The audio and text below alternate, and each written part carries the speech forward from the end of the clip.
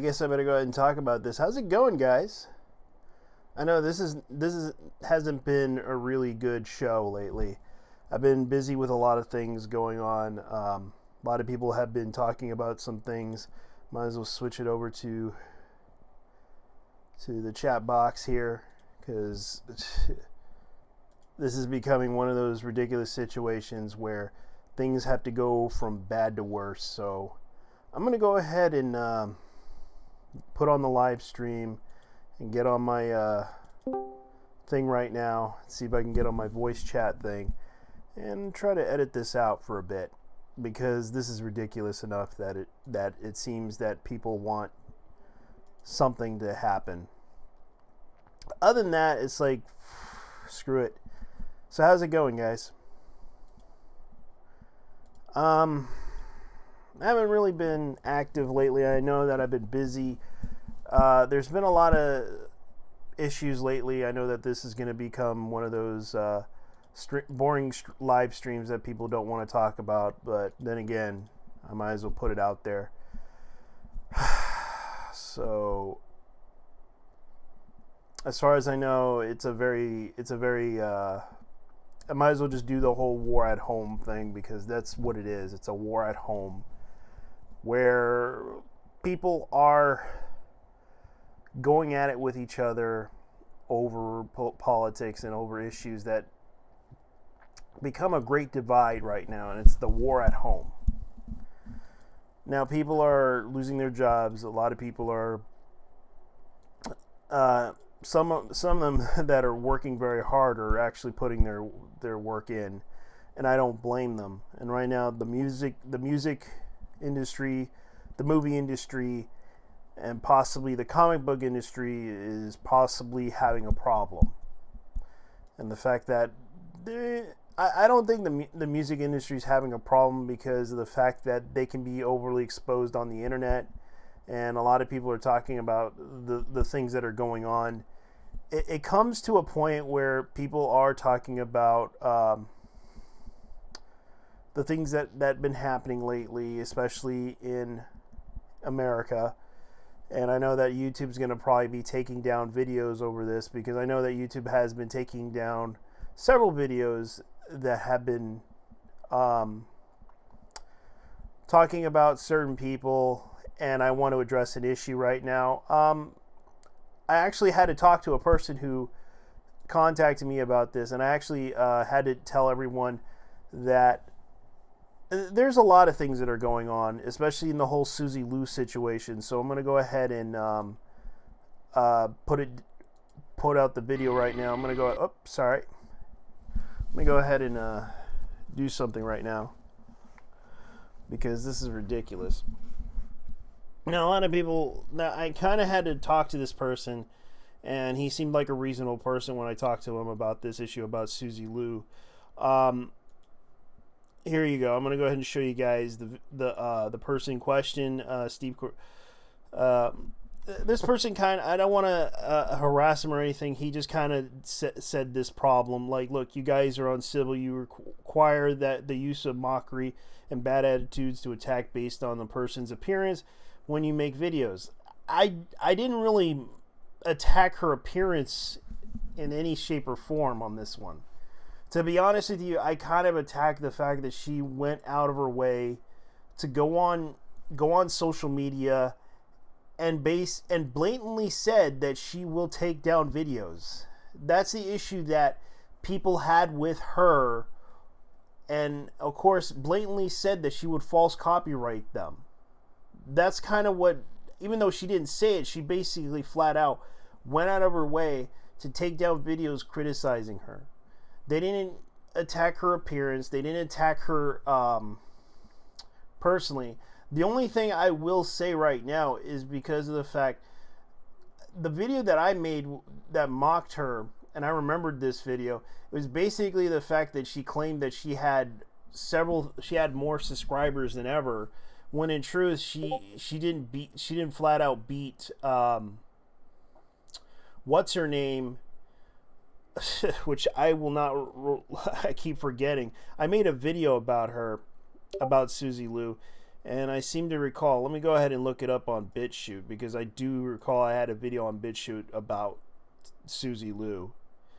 And it's been a long while. But the reason why YouTube had to take it down was because it was too, it wasn't family friendly. Because I kind of revealed, what's her name in this video. Let me see if I could find it, because I know I have it somewhere around here. And it was a video that I did with Suzy Lu, and I'm pretty sure the DMCA claimed it. And it was a very entertaining video. Let me see if I could find it, because I know I had it. It was here somewhere. No, it's not here. So I'm going to go ahead and try to figure this out here, because I don't want anyone watching this. Let me go ahead and look at my YouTube thing. She probably took down one of my videos that she claimed, because it featured her, and I actually did have her on my oh, here it is. Oh yeah, Suzy Lu and the Attack of the Boob Streamers, which she basically let me see if I can remember here, because it was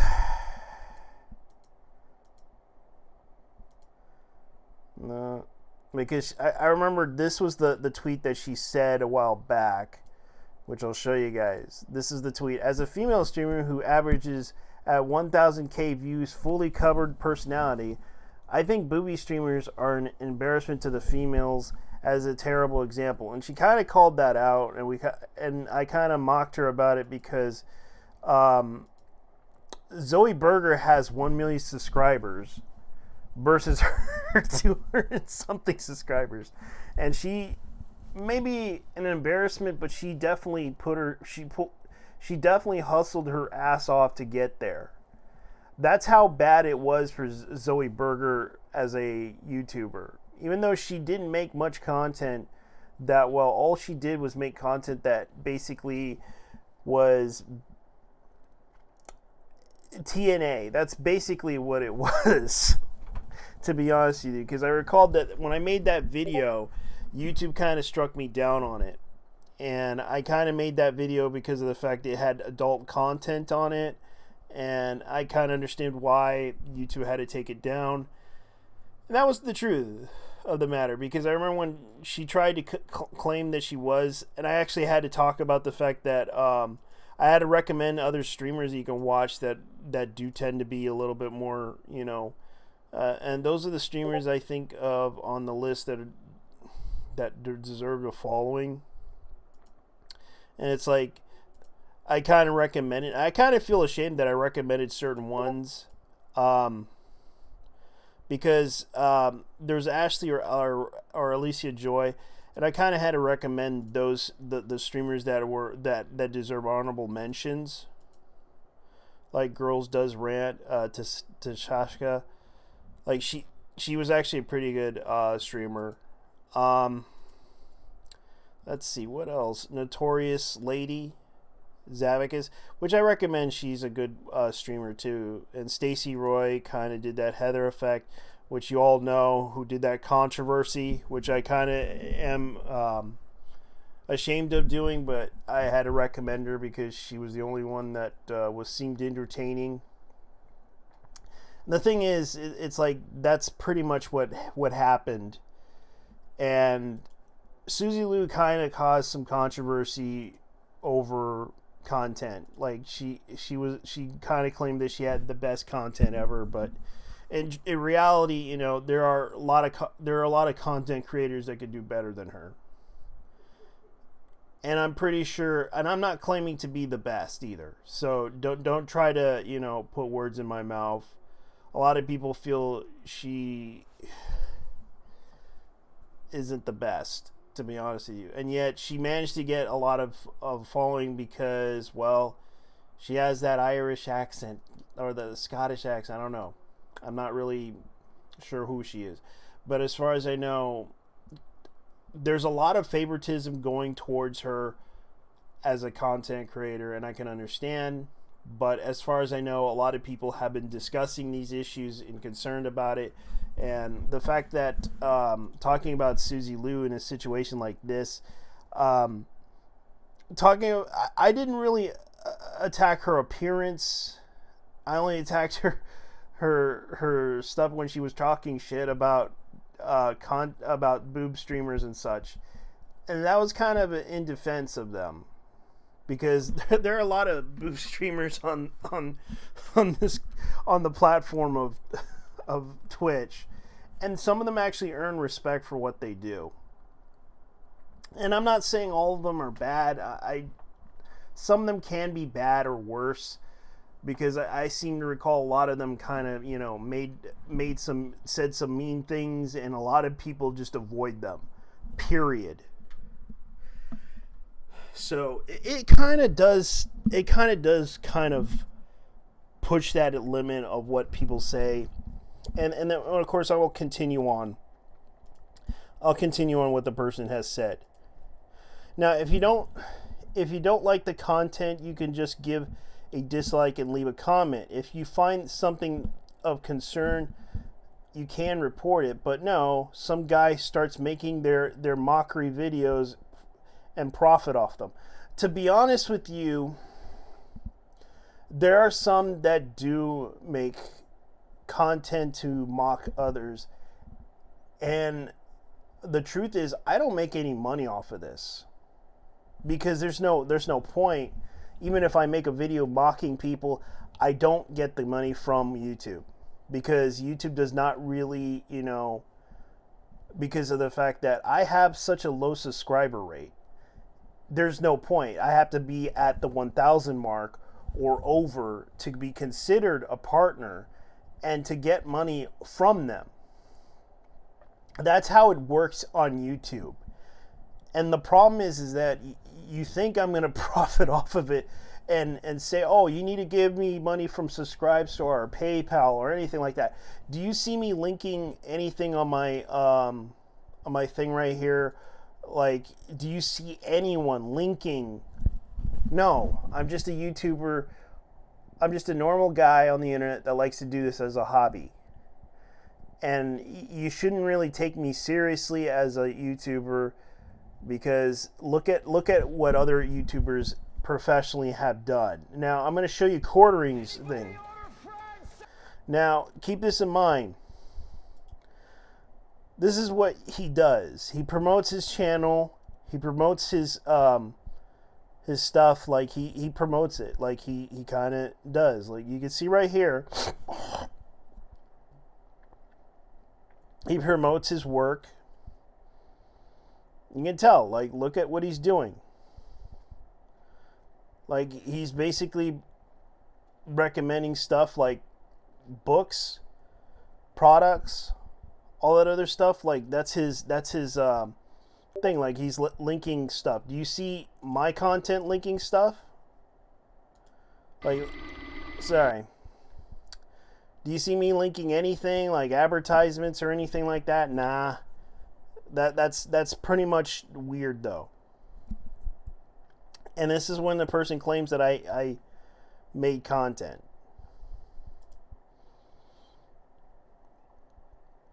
Now, I kind of had to... I saw John Swan's Quartering's video about her, and honestly, those are full of bad jokes and attacks on her appearance.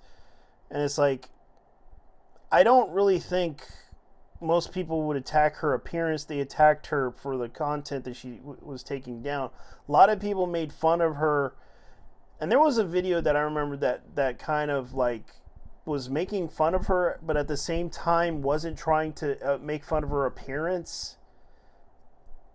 It didn't seem like that, and then she took that video down, which kind of is kind of a vague term to talk about, because it's like people that talk about it, yeah, I know, but Jeremy said it too, but I don't see anything happening yet. Anime companies might just ask YouTube to take her content down, and it's it. And assuming in the case she really abused copyright. Well, that all depends. And I actually had to point that out. And I actually had to say that is fair. And I'm not going to try to, say anything negative, but he kind of pointed out the fact that people were making fun of her appearance. That was the issue that he had with Quartering and Susan, and this is his perspective of it. And I actually listened to his perspective, and I kind of agreed with him on the part where he said, if you don't like the content, you can give it a dislike and leave a comment. If you find something of concern, you can report it. But no sense some guys start making their mockery videos and profit of them. Tipster and Swan Quartering are masters of doing that, and that's naming a few. And I kind of had to agree on the part about that, but I don't really think those people did that just to be funny. By the reasoning I mentioned above, I can say it's your fault this happened. And he kind of blames me for it. Susie Liu might be dirty, but she isn't a saint, but those guys were dirtier and worse than her. Okay, that's fine. He kind of explains that it was my fault. But okay, I'm going to be fair about this, and that's kind of fine. And it's kind of what the person mentioned here, blaming. How's it going, Dr. No? Yeah, I can see what you got here on your Discord. Let's see. Yep, I see it. Yeah, I seen the post that someone made. Yeah, check your Discord DMs. Yeah, I'll check it. Hold on.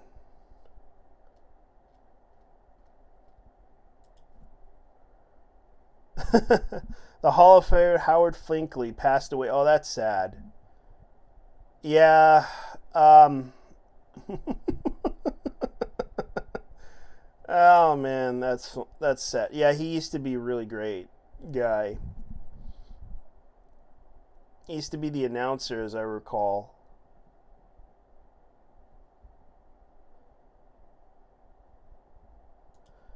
Oh man, that's sad. Yeah, that is sad because he used to be like a really great announcer.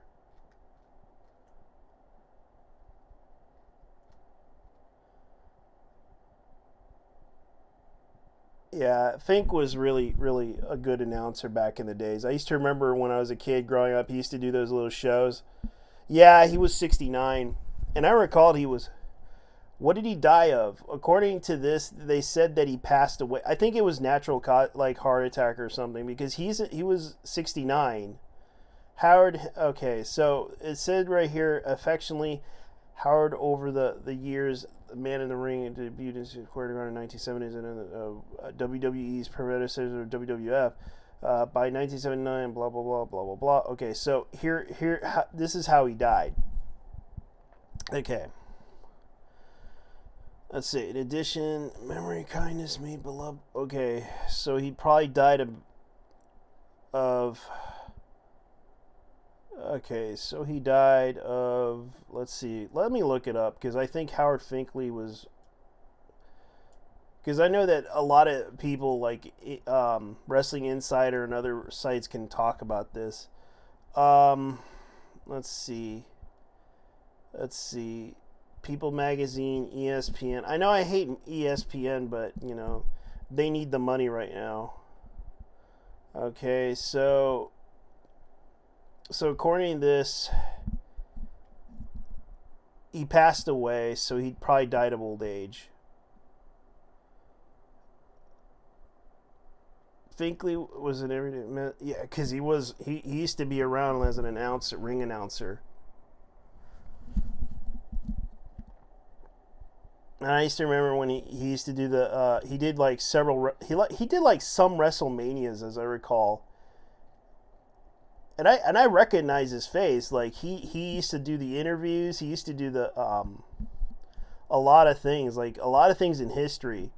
Like a lot of people don't realize he did he talked to The Rock. he did a lot. Like, he did the Hall of Fame 2015. Like, he was known for a lot of things. And it's like, it's a shame that that guy, like, you can see right here, he was battling, like, he was in the wheelchair. You can see right there. One time, the last time, a great Howard Fink, like, he wasn't really, his health was degrading. I think it was probably cancer, from what I understand. Because his health was deteriorating, and it's sad that he died at that age.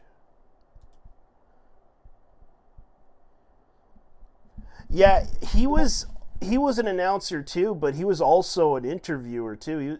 That's the one thing about him that a lot of people don't realize.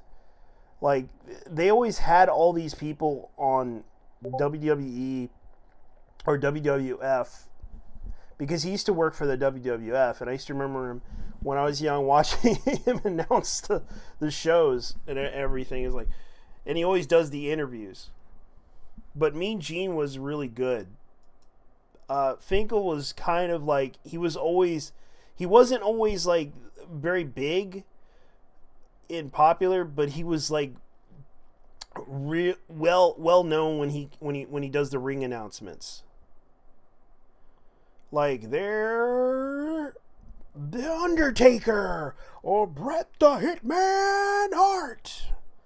That's what he was known for. The Undertaker. Like, that's what he was known for.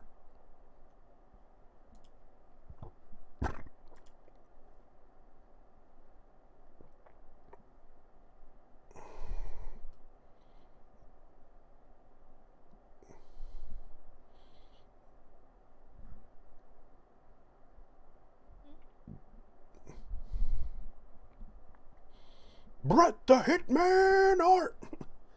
That's what he was known for.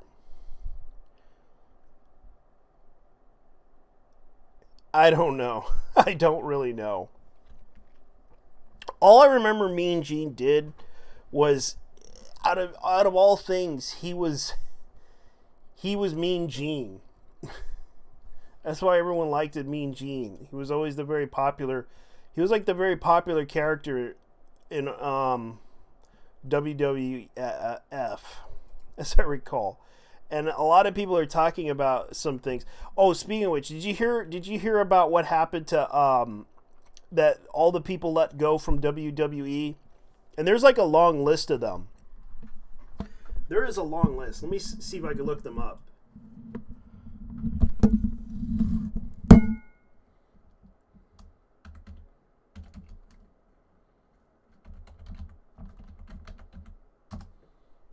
Let me see. Okay.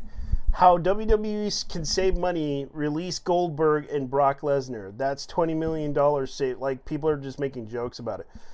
So, here's what's going on. Now, a lot of people are talking about this one, about what WWE did.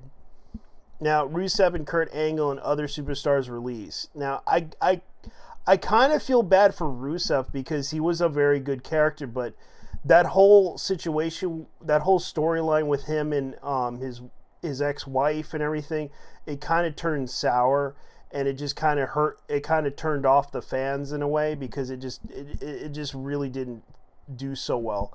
And a lot of people are kind of like talking about it, like Kirk Hawkins, Carl Anderson. I was kind of like the Luke Gallows, and I was kind of like Heath Slater, Eric Young, and it's Primo, Epico, oh my God.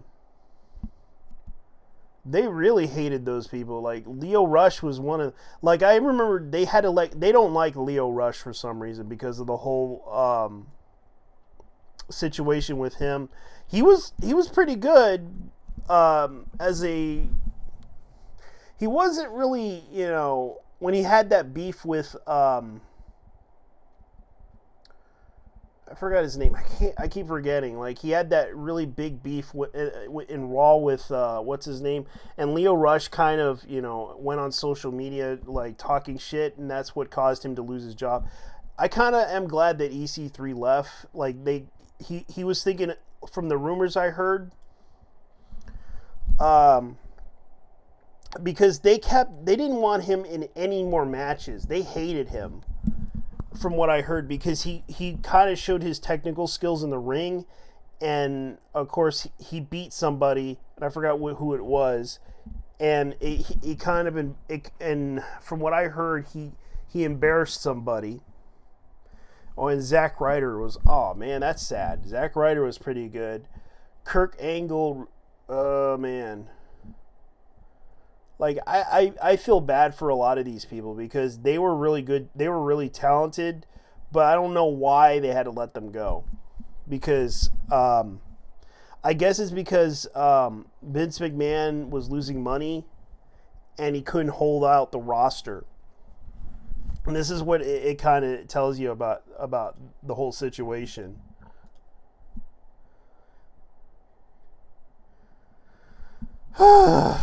Like, I kind of do feel bad because a lot of those people were very talented wrestlers, and it wasn't so much that they were the best. They were mid card. They were like, they weren't really that great. They couldn't really put out a really good show. And that was pretty much the issue that they have with WWE, is that they couldn't put out a good show to attract people. And the fact that there's been some rumors that they might consider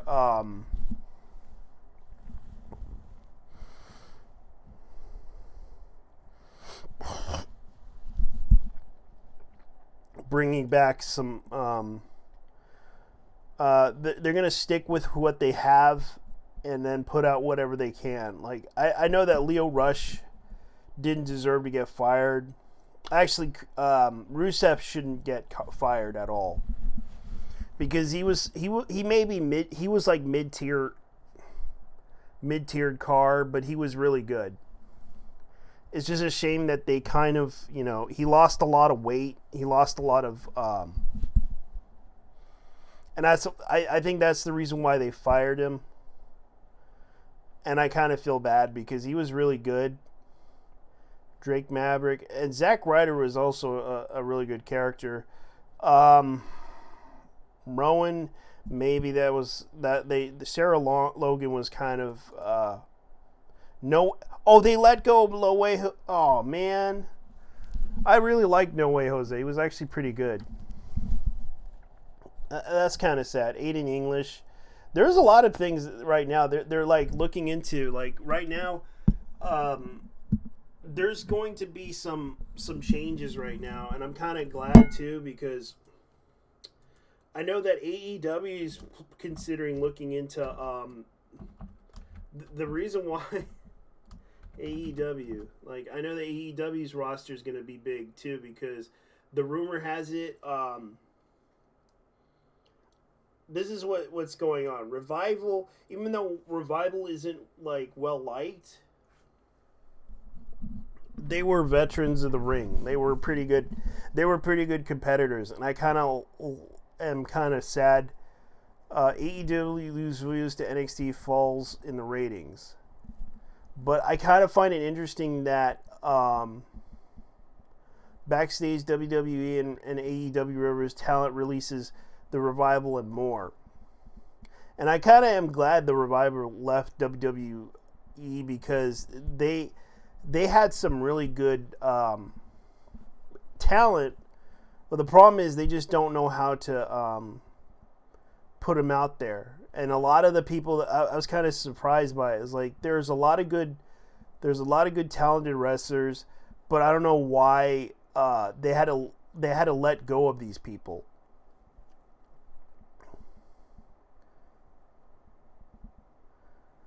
And it's like they can't really get these people to be talented enough to put them on the air. And it's like, it sounds like WWE did the right thing by the talent they released it, as right as you can when you're firing someone. At least I think people forget that WWE is a business, and as a business, publicly traded company, they have to answer more than just the fans of the product. The company has lost almost 40% of its share prices over the last 3 months. If they didn't cut the cost, the number would be kept dropping. And I kind of have to agree with that point. It's like they're trying to protect their brand by letting go all these wrestlers. And right now, the rumor has it that EC3 might go to, because let's face it, EC3 is actually a pretty good wrestler, to be honest with you, because he did TNA, he did a lot of, but if he's gonna go to AEW, good for him. I wish him the best of luck, because he probably deserves to be to go down there. Fit Finley is released from WWE. Let me see here. This is funny. Let me show you.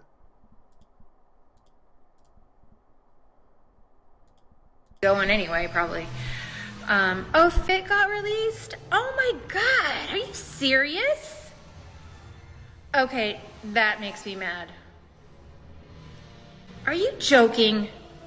Wait, I gotta go back and...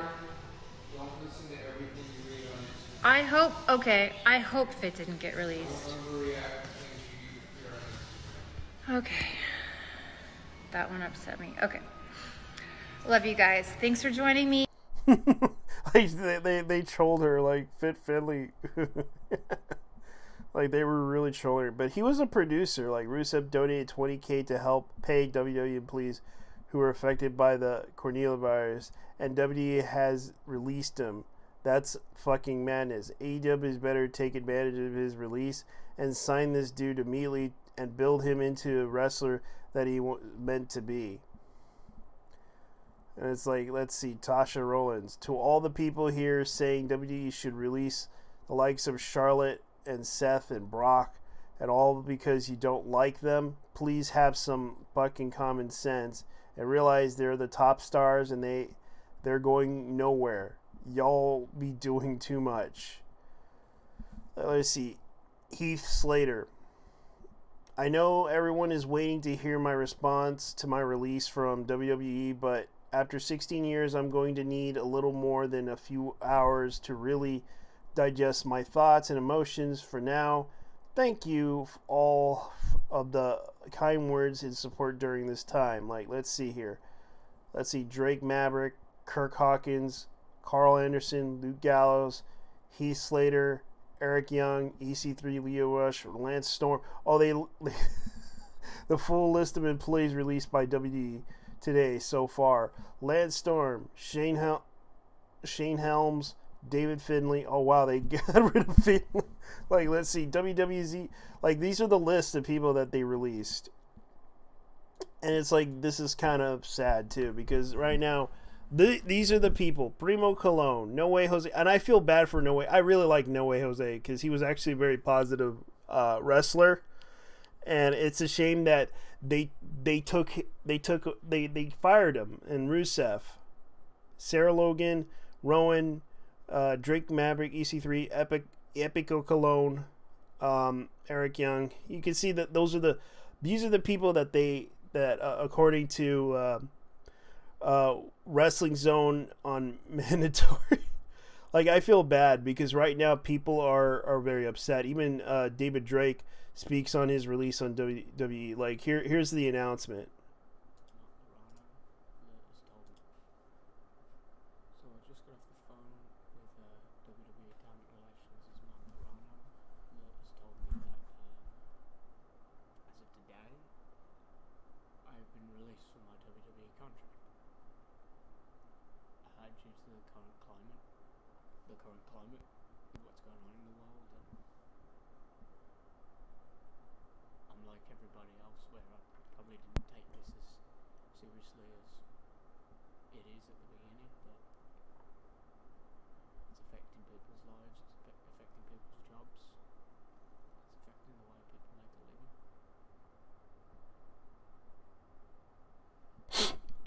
I'm very fortunate that WWE is still allowing me to compete in the NXT Interim Cruiserweight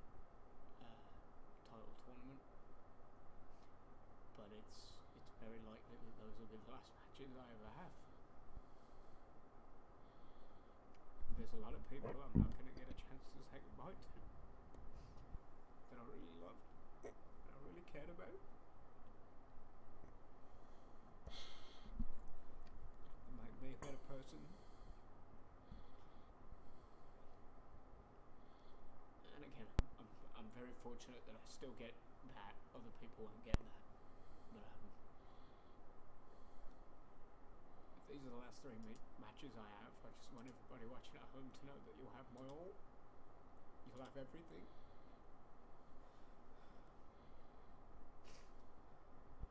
It's not about a title anymore. It's about my life. It's about feeding my family, paying my bills. So if I don't make an impression, if I don't win, that's it for me. So I just want everybody to know that you're all going to get everything I have.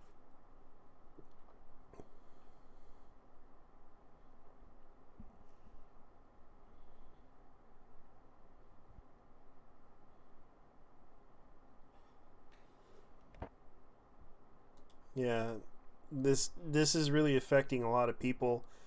I really feel bad for a lot of the people in the industry, considering that this has been such a bad reputation of people on the list who got released. Breaking news: AEW comes to terms with the release of Brian Alvarez and David Allen Meltzer. We wish them all the best. Like, that's kind of a troll right there. That's kind of funny.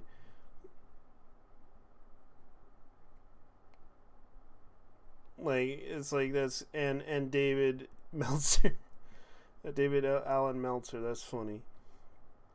Now it's kind of sad because a lot of people are feeling bad.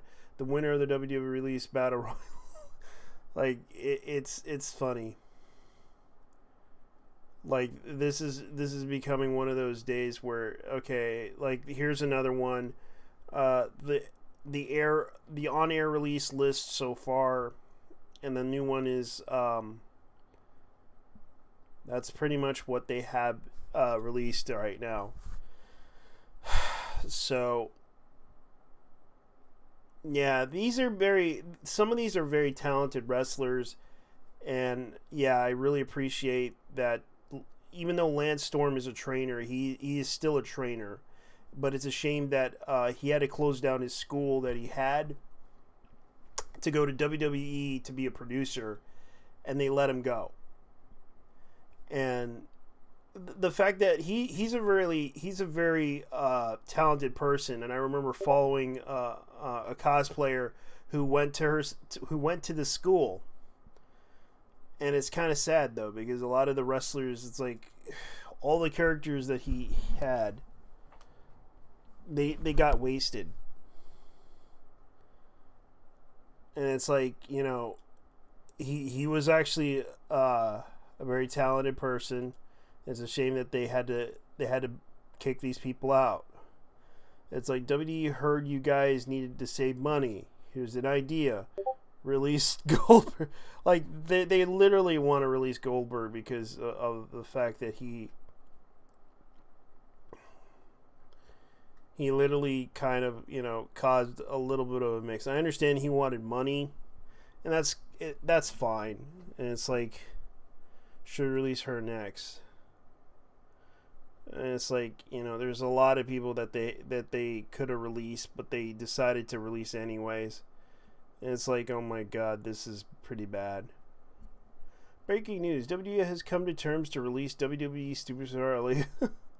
Oh, that's funny. Like, who's gonna become next? That's the question that they're gonna release. Like, they had so many wrestlers in the past that they had that were very good. Like, but it's the same that, like, it's like they're gonna release Aaliyah. Yeah, and I know that what's her name left WWE for the Iconics. Please, WWE, don't release these girls. They don't deserve it. We need these girls to stay. Yeah, because they were too, you know, Funny Girls I kind of really liked because they were like the Iconics with the stance. I actually really thought they were funny. It's a shame that a lot of these people, like AEW, is looking at the WWE release reports like they're looking at it. They're looking at opportunities, and it's like, yeah. How's it going? Salutations, fuckhead. Hey. Hey, JT, how's it going? Yeah, I'm kind of laughing about it because right now the war at home. Like right now WWE is literally is letting go people left and right. Wait. Oh, where? Yeah. I thought that... They let go of No Way Jose. They let go of Colon, the two Colons. Oh, wait, Eddie Colon? Yeah. Epico Fucking Colon. hell. Yeah, they let go of him. They released him. I was pissed when they let go of No Way Jose. I was like, he may be but he was always positive. That's what I liked about him. And I thought that part of where Donald Trump signed business, as the economics assessment or some shit like that was retarded. Yeah. Let's see. EC3 has reinvented himself following WWE's release. Well, good luck, EC3. You're pretty good. You're a pretty good skilled wrestler. You know, all things considered, WWE as of late has done some voice stuff. You know what I mean? I know, and they also released it Primo Cologne. Dude. And then there's the fact that, how should I say this? The fact that they're now essential in Florida. They're essential in Florida. Yeah, dude. They're essential workers in Florida now. Yeah, WWE is essential. Yeah, actually, who would have thought? Yeah, who would have thought that? But then again, they would do it in the middle of their house, in the middle of their own little performance center. I mean, honestly, I'm not even mad. I know, because they could. I'm not even mad. They could do it in their own performance center. But here's the one thing I found out that kind of surprised me is that one of their employees got hit by the coronavirus, all because he went out. Corona. He went out and got the virus because he went out eating with a bunch of people. Oh God. Yeah, that's what happened. That's how one of their employees got the virus. Call it the CCP virus, dude. Yes, the CCP virus, or the World Health Organization virus, or the World Chinese Health Organization virus. The Chinese Health Organization. Yeah, the World Health Organization virus, as in who? We'll call it that. Like we'll call it the World Health Organization. Like, just call it the whore virus because the Chinese are whores. Oh, God. Yeah, that's the thing, man. A lot of people are talking about this. Like I was like watching a video a while back. I thought it was very interesting. I shared it with a bunch of people. I don't know if I shared it in here because I remember I watched a video, and this woman was talking about debating this in Oxford, I think. And I remember I think I had. Let me look for that video. And I thought it was a really good point where she mentioned that China was buying out businesses, buying out the stocks in businesses and everything. And you notice that they did a lot of stuff. And it was interesting though, because her name was Anastasia Lin, and she talks about we would start a new Cold War with China, but it's with businesses. aren't we already in a Cold War with them? I mean, let's be honest. They're the ones who declared a Cold War because of the terrorists. Yeah. I mean, I'm gonna be honest. China is getting what they deserve. Well, already Japan deciding to pull out from them after what they did in Europe. Dude, I'll be honest. Regarding Aso's the Taro Aso's position, it's the right one. Yeah, because they got fed up with China because they basically demanded if you want us to blah blah blah, you can join. Like, let me go ahead and link the video for you on General, because this is the video I think that talked about it, because she basically pointed out in her own country that they basically, she may be, I don't know. But why you motherfuckers pulling out for Japan for China? We know. haven't done much. Oh wait, I forgot. You motherfuckers did the 19 raping shit. You know what? Good lead on.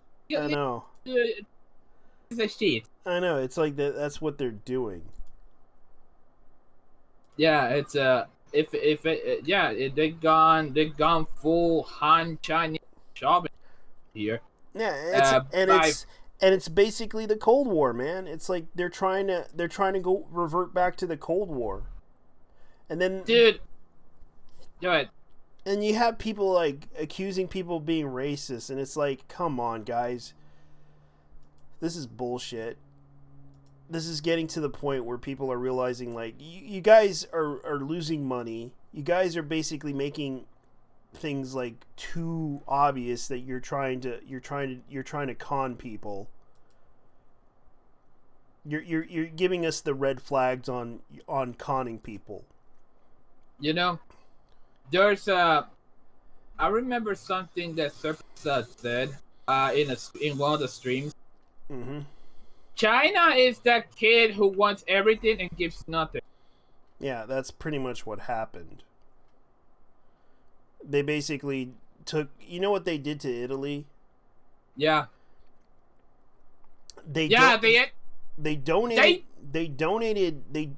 Italy donated their equipment, their medical equipment to them, and China basically sold it back to them.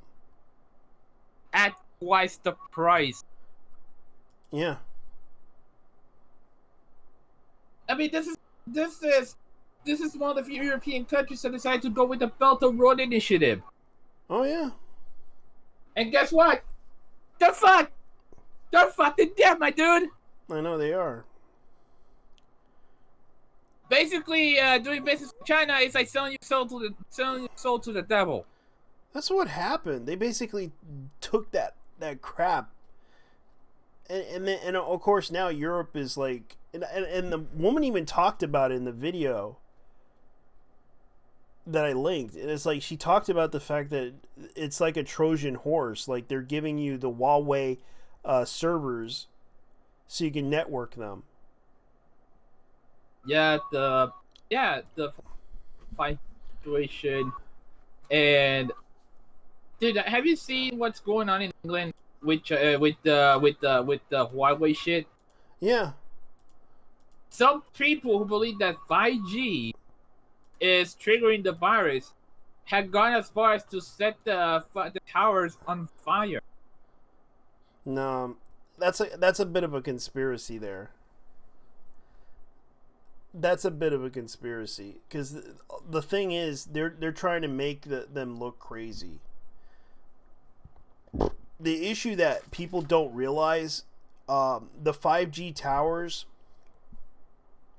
and the point that people are making a point here is that China might be using the Huawei towers as a way of surveillance.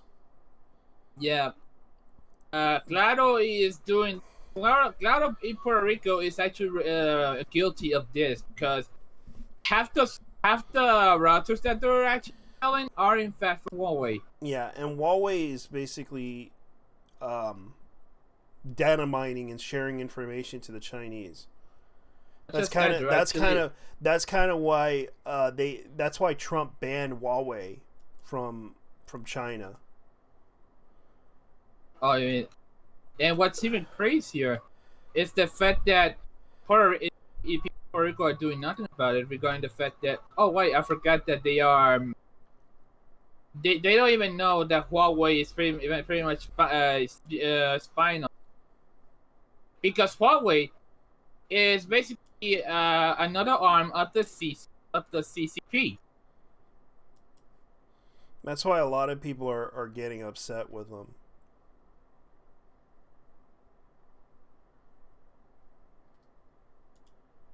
Yeah, and this is something that a lot of people don't realize is because especially when they found out that there was a chip inside one of the Huawei products that basically can easily hack through. That's why people could easily bypass the systems.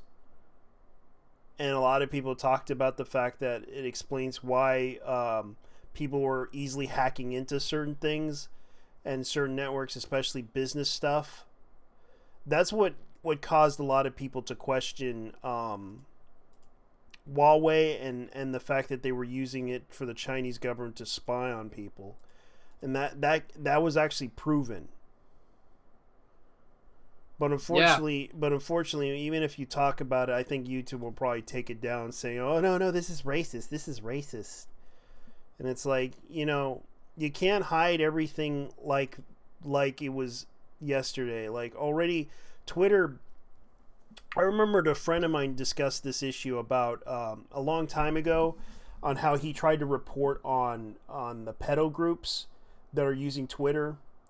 And there's like a secret pedo group in Twitter that right now that's being called Maps. Oh yeah, the whole minor person being a political correct term for pedophile, and there were even accounts selling tea. Yeah, and a lot of them were being reported on, and you know what Twitter did to those people that reported on them? What? They basically banned them. And I remember my friend telling me that, because he basically told me that they were banning people off of Twitter for reporting this, because they assumed that all the people that were reporting this were white supremacists and all that other shit. But when they were trying to actually report the issue, they flat out ignored it. That's how bad it was. You know what's insane?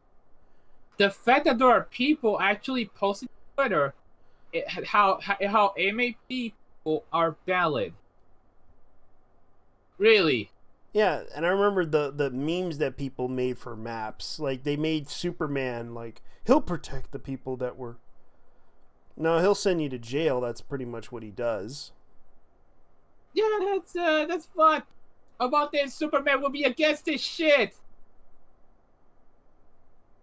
Oh, yeah. Honestly, some of y'all motherfuckers on Twitter are sick fucks. Yeah. And I'm not even a moral fag, but some of y'all are fucking sick in the head, man.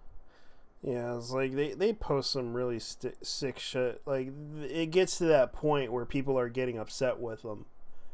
And, it gets to that turning point that Twitter is becoming one of those places. Like, that's the reason why some people stopped using Twitter, because it got to the point where they got tired of people posting shit after shit after shit, and it gets to that breaking point that that social media is gone to hell. Well, not just Twitter, Facebook, what else? MySpace. Oh wait, MySpace is dead. Yeah, MySpace is dead. I used to use it too.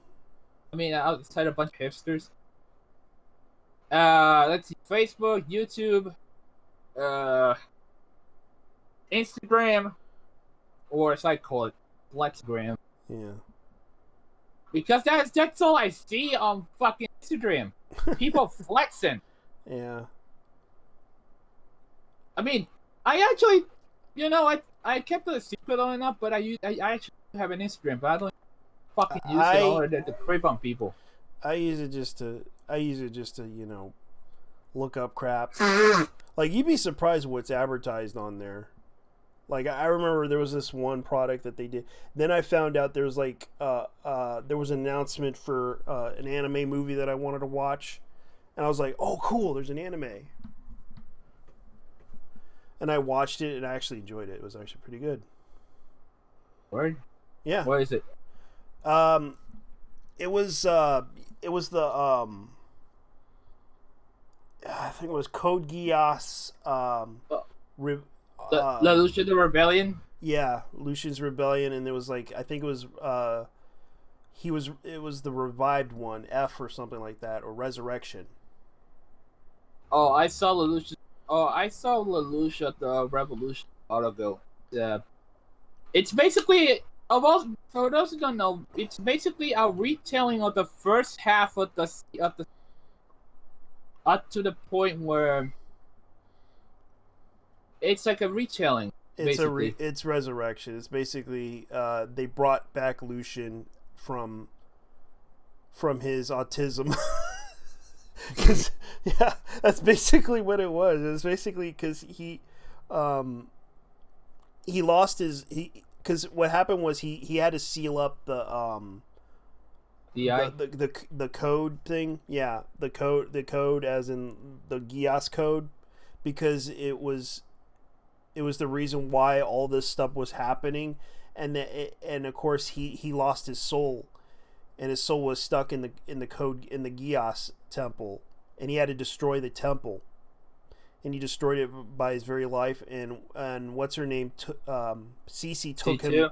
Yeah, C2 took him, tried to hide him as best as possible, but the problem was that organization wanted him back, and it started a war, and it brought him back when they found the temple.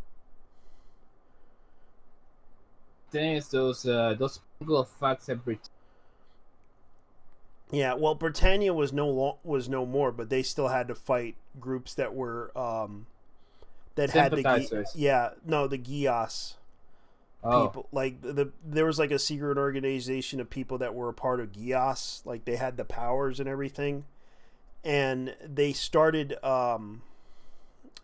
and it was like a little small nation, and they had to deal with the issue of immigration and all that other stuff. Like people were leaving because of the war, and it was like a mercenary like their country was full of mercenaries, and their only way to make a living was through war. And they sort of ended that series. Like they sort of ended it when Lucian came back and he became Zero once more. And I thought it was interesting, though. An interesting story. And it's a shame that anime didn't get much popularity or that much thing. Like they even advertised Gundam Narrative, and I thought it was an okay movie too. Well, there's also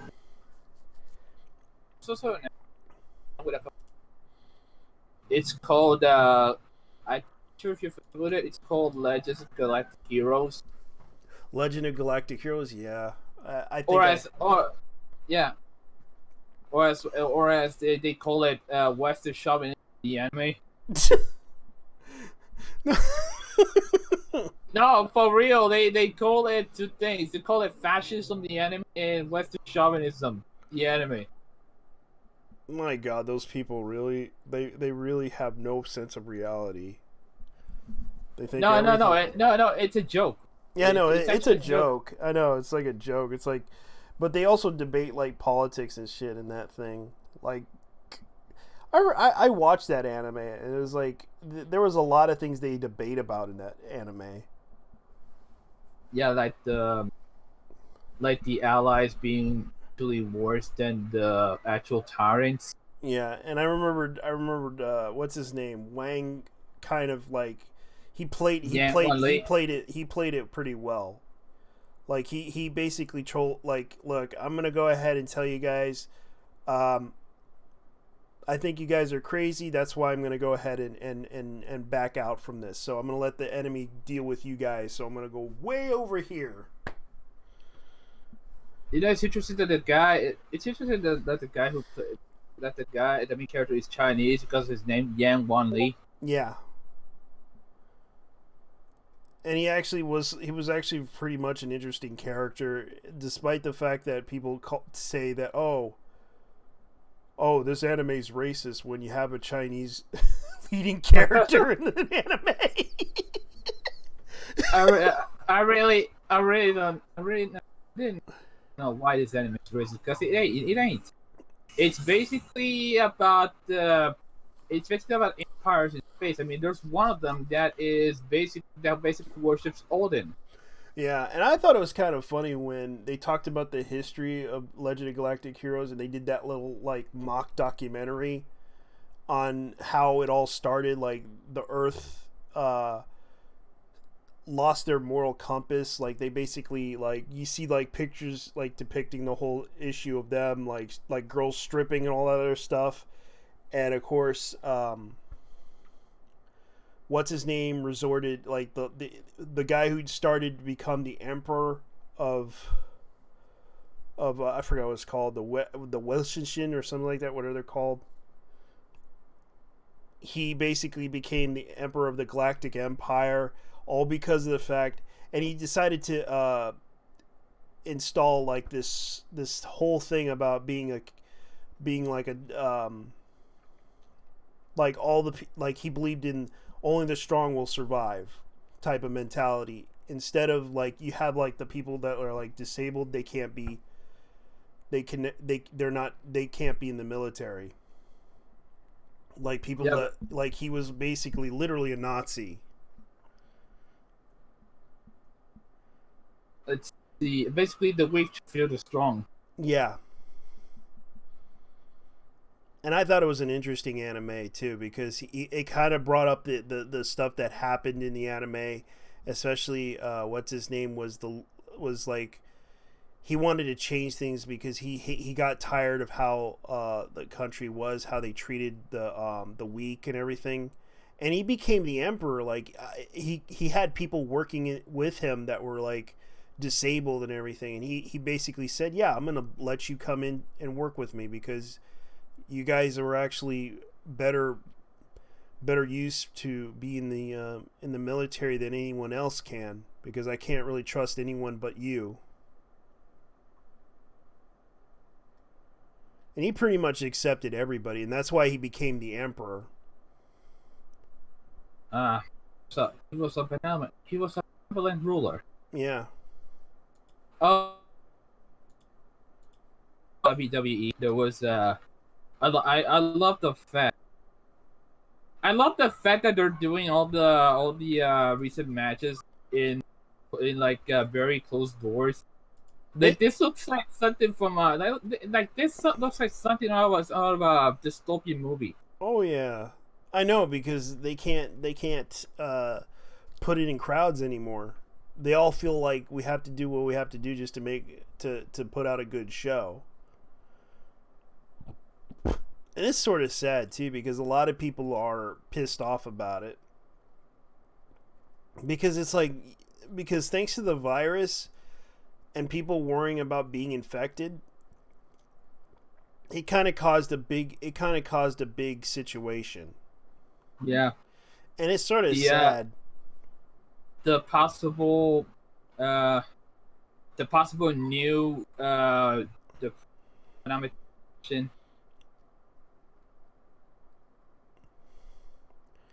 Yeah, because it kind of caused like this situation. Like I found out that it also caused people to be isolated. Like people feeling depressed through the isolation of being in. Some people have actually resorted to office. Yeah, and even some are resorting to giving money to women in OnlyFans. I'm not kidding. Working on OnlyFans, certain news, because they need to feed their family somehow. Yeah, I don't hate them. I don't hate them. Honestly, it's in these times you have to adapt, bob or die. Yeah, because a lot of people lost their jobs, and I don't blame them because it's sort of got into that point where people are just not happy about the situation. But hey, I got my stimulus package check.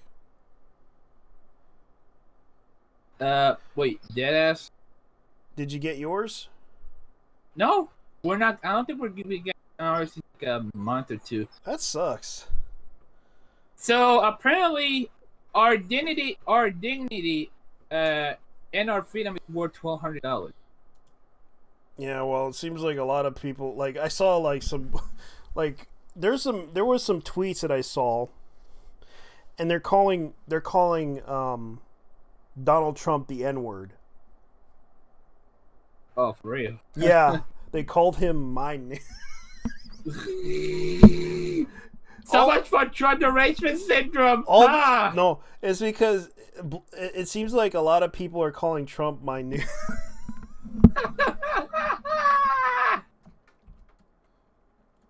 You know, it's funny. This is literally what Andrew Yang wanted to impose if he actually won the UBI system. Only it's a one-time thing. Yeah, I'm gonna show you guys, and this is the warning to all of you. This is a graphic curse word that people are saying. IGF. If Trump tells me he's trying to fuck with my mama and call me a nigga, if a nigga pass the new bill, that's my nigga. I forward to Barack, shit. but Obama ain't never gave me $1,200, then another $12,000. This is just me paying you, but y'all got the point. If Melania Trump is the main priority of the White House is combating bullying, then maybe she should be taking my little sister to the State of the Union for being called an ugly at school, not a white boy who gets picked on because of his name, foe. Okay, so here's another one. I'm listening to Donald Trump in his own words. I'm educated and therefore I'm not dumb who claps every time the Donald Trump says about CNN without applying my mind and what it being. But I am not also an idiot who claps at a man who is racist like a house nigger. Oh yeah, like they're literally calling him the N-word. There's some positive, but there's some negative. That reminds me of that's actually what the Swedes call that's actually what the Swedes call the anyone who disagrees with. Yeah, it's like Trump is lying, bullying nigger. Trump is a lie, bullying nigger. Since name calling is now what America is about, Trump is never admitted he is wrong. In all the years, I had never heard anyone losing $40 billion in 10 years, then $4 billion a year. Now worse. Now many people couldn't even been fed. Where's president? Let's see. You know what? You know what? You know what I want to see? They're literally saying the N-word at him. No. You know what I want to check out? I want to check out Basement Man being appointed the how should I say this? I want the man to be the president by 2024. I would laugh if Vince McMahon became the 2020 president. He'll be trying to be running the government from behind the scenes and trying to see who would become president for 4 years. Oh, I mean, imagine the fucking scenarios. Yeah, he would probably be trying to do this whole storyline with all the people. He creates all these storylines for ratings and shit. He runs a network and everything, and does it behind everyone's backs. Just imagine how he plots it like he does with politics. With how he runs his business with politics. You know, So I'm checking something up by Chick-fil-A. It says that CNN was just caught running Chinese propaganda. Oh, really? Chinese communist propaganda quietly edits the article in shame. Oh, did you? See, go ahead. All right, I'm gonna show you something. It's like this is kind of funny. This is what we're looking at right now. The National Anime Day thing. Like people are doing that hashtag. Like that happened like the other day. Like National Anime Day. Like they're just showing pictures of each other. Like they're showing like cosplays. They're showing animes. I showed a picture of Video Warrior Laseron. I was kind of disappointed. National Anime Day. I didn't know it was. Yeah, it's a thing. Well, you know what else is a thing? National Horny. Oh yeah, that is another one that got popular. So basically, you have to send nudes to someone Yeah. in solidarity. What? Or some Kamakuchi. Pretty much. Oh, dude, the fucking Chinese ad. Swear to God. I know. Every time. And right now, it's just getting really bad. It's like, can't you guys think of something else? Yeah, in the case, the Chinese decided. You know why there's a you know why they're actually doing this? The whole, you know why they're actually. Ah, fucking hell! Are you serious right now? Oh, the internet thing. No. No. Ah! Yeah. I hate that. Yeah, I have to listen. Yeah, I have to. Listen to the emergency broadcast system, or else you're dead. Yeah, I mean, I'm already locked in. How the fuck am I gonna go out? Yeah, Unless the backyard.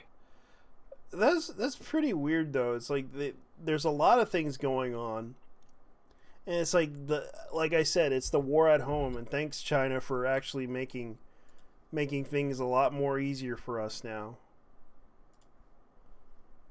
Because right now, all the millennials are worried about. Oh my God, there's no food. I can't cook it. I usually get my food from whatchamacallit, restaurants. Yeah, restaurants. Now I'm stuck inside it's like people were complaining, like making articles, and there was like this one article where I was kind of like I was I had a physical attraction to my my sister-in-law's son, like my brother-in-law. Oh, you mean that polyamorous show? Yeah, it's like it's not that Yeah, the polyamorous one was kind of sad too, because I was so upset about that story. I can't deal with the fact I'm attracted to my my brother-in-law's wife. Shit.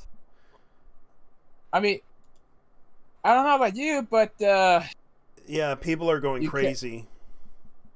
Go out. I don't know. Yeah, and there was also the did you hear about that guy named Brainy, like the voice actor for Brainy Smurf died? He died at 80 years old. Oh, yeah. Yeah, I was like surprised by that. I was like that guy's he was only known for the Smurfs. That's sad. Outland. Yeah, he also played the soldier in Team Fortress. He also died. And who else bit the dust recently? Yeah. Well, I know that I know some actor died today. I forgot the guy's last name. He used to work with Chris Farley. Oh yeah. Oh man, this is weird. Happy International They really are still posting that. Let's see, what else are they trying to do? Oh my god, they're really going to do it. That series barely even sells. This is what they're doing right now, and this is what's pissing me off right now. J.J. Abrams' Bad Robot to produce Justice League Dark TV series for HBO Max. And that comic book series barely even sells.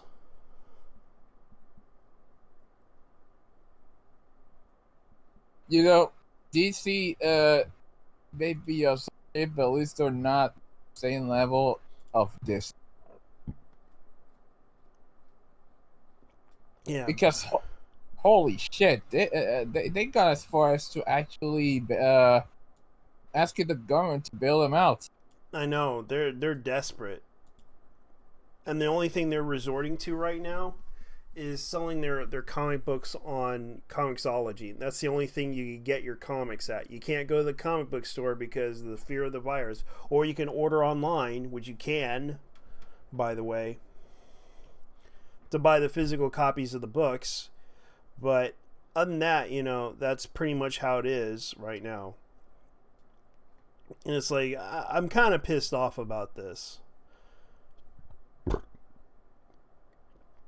Well, you know what they say, get woke, go broke. I know, and it's like, didn't Bad Robot produce a show which involved Picard, and of course now that show is pretty bad right now, in a really bad position.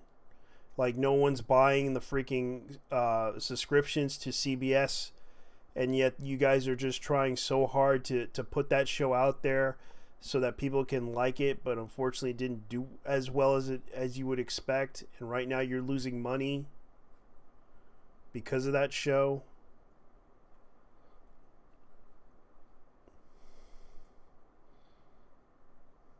What's the name of this guy? It's Star Trek Picard. Not that, the guy who the guy J.J. Abrams.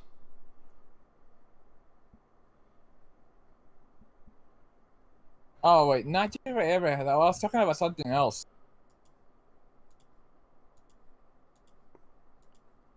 Oh, the guy who played the bad guy in Rainbow First Blood, he died today. Oh, the guy who played in First Blood. The sheriff. The sheriff. The sheriff. Oh yeah, he's a good actor. I remember him.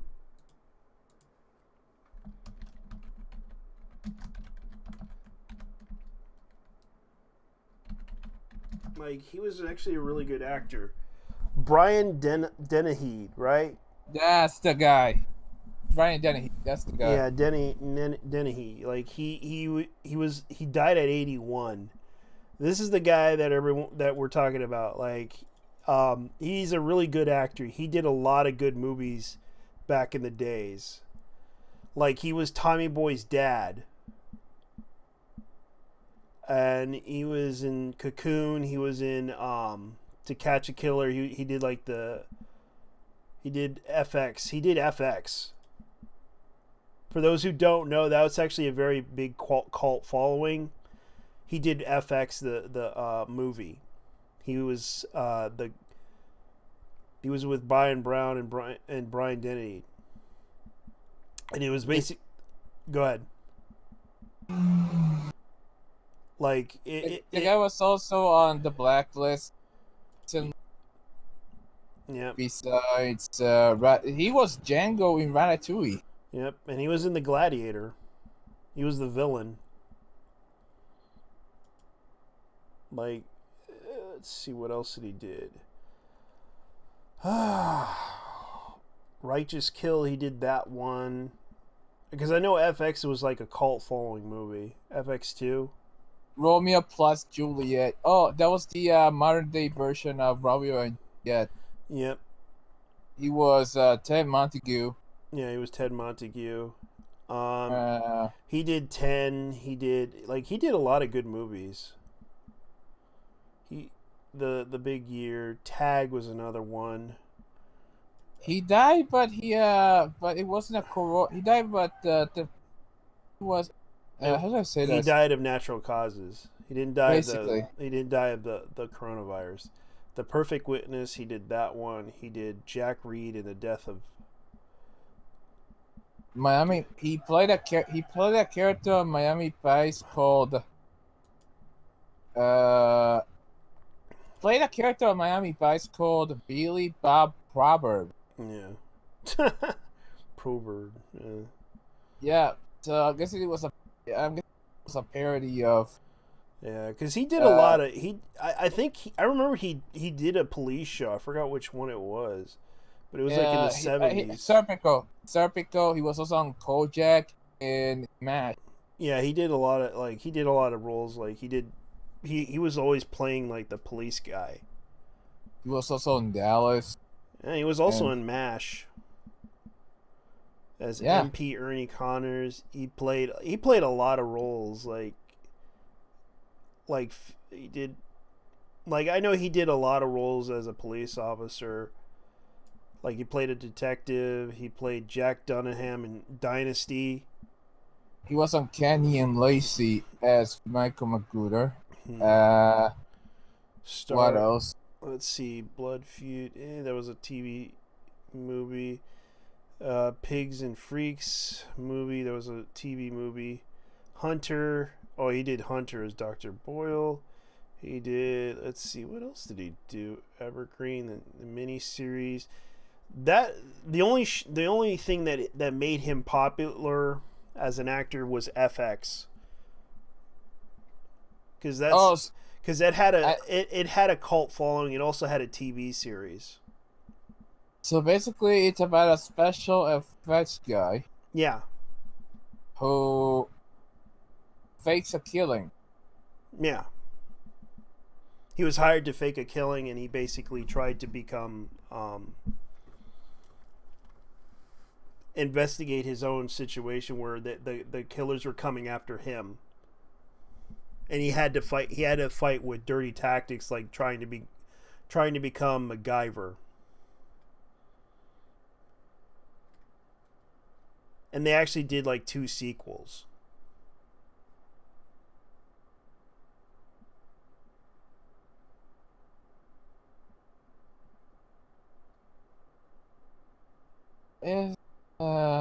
Yeah, that was the only thing that made him very well known in the movie scene. That's what he was known for. But he also did like mostly cop roles. But he was actually pretty good with certain ones. Like he did, let's see.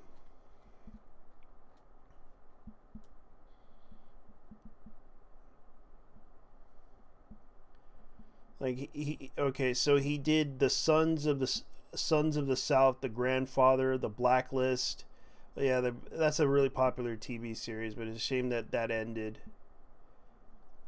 Driveway, Tag was another one, but that wasn't. The Seagull, The Very Merry Toy Store TV movie, which was a TV special. Ultimate Legacy TV movie. Oh, there's something I noticed that's been going on recently. It's the fact that there have been people protesting there have been people protesting, and then the police started busting them. Oh, really? Yeah. Yeah. I mean, last I heard, it's your constitutional right to protest what tyranny because this is a tyranny. Yeah, that's the thing that they're dealing with right now is a tyranny. And that's something that's kind of sad too, because a lot of people are talking about that. Can you get Doku on? I don't know if Doku's going to be on, because I haven't heard from him in a while. He's been very busy lately. Doku? I never heard her in a while. Yeah, I haven't heard him in a while, and it's like he's been very busy with real life. If you want to, you can send him a message and tell him that I'm on. He can get on my Discord if he wants to. I have it linked here if anybody wants to get on the Discord. But please don't troll. I'll kick you out. Let me see if I can get anybody. Like, let me see if I can link it down to the chat. So here you go. You can go ahead and get on if you want to, or something. It's like, this is kind of what I do for fun. I'm not like trying to be. Let's see here. He's not trying to monetize. Yeah. Because YouTube already fucks people and asks for Yeah, because there's a lot of people that have been doing this for a while, and it's kind of ridiculous.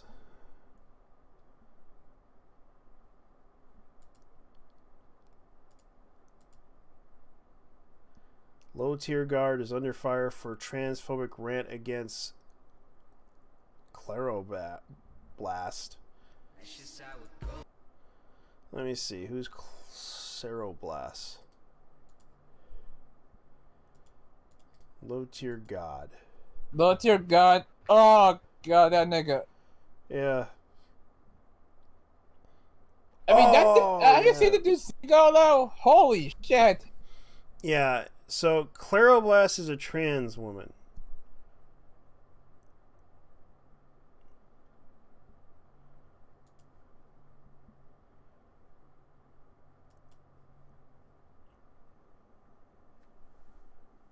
So, according to this, Claroblast is a trans woman. Has been in the fighting scene for a while. So apparently, let's see here. So according to the article that I'm hearing, Low Tier God throws a mad shade at Ceroblast for being non-binary transsexual after a rage quit. Self-proclaimed actor and entertainer and philosopher and body perfectionist, realist, futurist, and scholar with a mind of the future, Low Tier God threw mad shade at Claroblast after almost instant rage quit recently, calling Zero a slew of homophobic slurs after his opinion on how to be transsexual in today's world. Ceroblast, who recently came out of the world in the tweet in March 31st of 2020 with his struggle with the depression and identity disorder, gender dysphoria, and body dysphoria their entire life. I do feel bad for that person. You know, it's funny. I'm gonna feel bad for Low Tier God because they're gonna cancel this. Yeah, they're gonna definitely cancel him. This is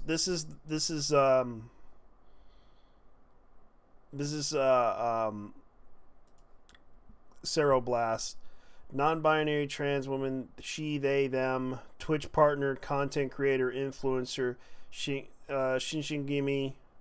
Ah, a Prononian. Yeah. Okay.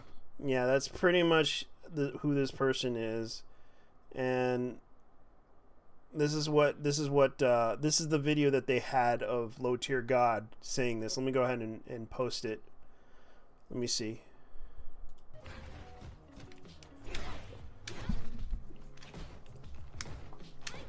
It's not going to be in good quality, so keep this in mind. Let me see what he says.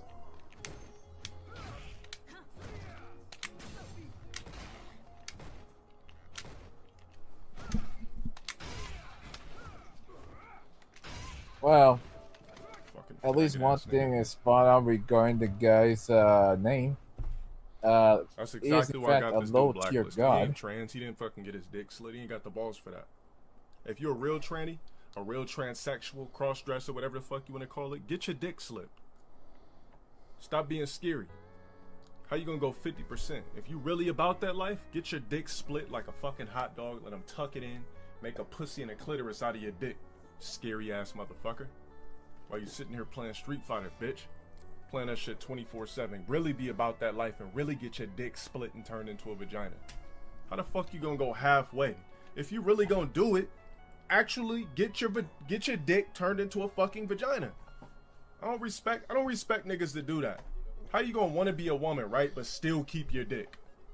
Nah, you don't get to do that. If you really want to be a chick, get your dick turned into a fucking augmented vag. Stop with the falsifying bullshit, trying to have the LGBT community on your side as a quick way to get views and shit. I'm not falling for it.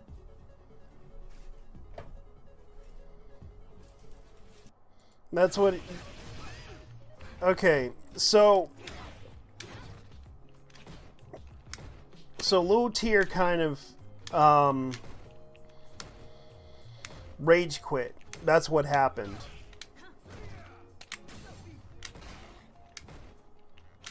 That's what happened. I can see why he got upset and called. Okay, so I watched the video.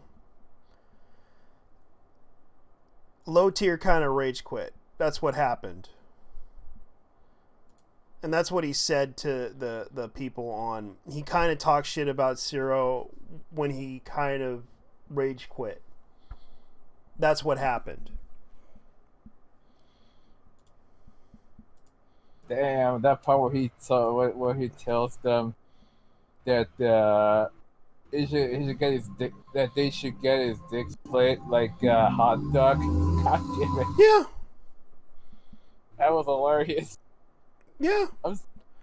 Yeah. I know. Like, he did it again. Like, he basically said some mean things. Like, that's how bad. That's how bad. Hilarious. That's how bad low tier God is. Like, I'll show it to you guys again, and this is what happened. So he's gonna do about this. So he was telling them, or he was telling her. Fucking, I'm calling her because yeah. Never mind. She was playing Ken, and he got upset and rage quit because of the fact that Ken. That's exactly why I got this dude blacklisted. He ain't trans. He didn't fucking get his dick. I'm gonna be honest with you, dude. If you're a real tranny, a real transsexual, he should have known that she had a deal pack. Stop being scary. How you gonna go 50%? If you really about that life, get your dick split. I mean, that's basically what a trap is. It's basically a woman with the deal package. Ass motherfucker. While you sitting here playing Street Fighter, bitch. Playing that shit 24/7. Really be about that life. He got really trapped. Get your dick split and turn. That's what I gotta say. He got trapped. How the fuck you gonna go halfway? If you really gonna do it, how? Actually, get your dick turned into a fucking vagina. If guy was Puerto Rico and he got trapped, how you gonna want to be a woman, right? But still keep your dick. Nah, you don't get to do that. If you really get real fucking. Yeah, right now everyone's upset because he kind of went on a rant, and he sort of isn't gonna say sorry about it. He's just gonna be like, look, this bitch got a dick. Well, guess what, buddy? You rage quit. That's what you did. You got upset because someone beat you, and you basically rage quit out of the game. You didn't want to finish it. You didn't want to do anything like that. You just basically rage quit.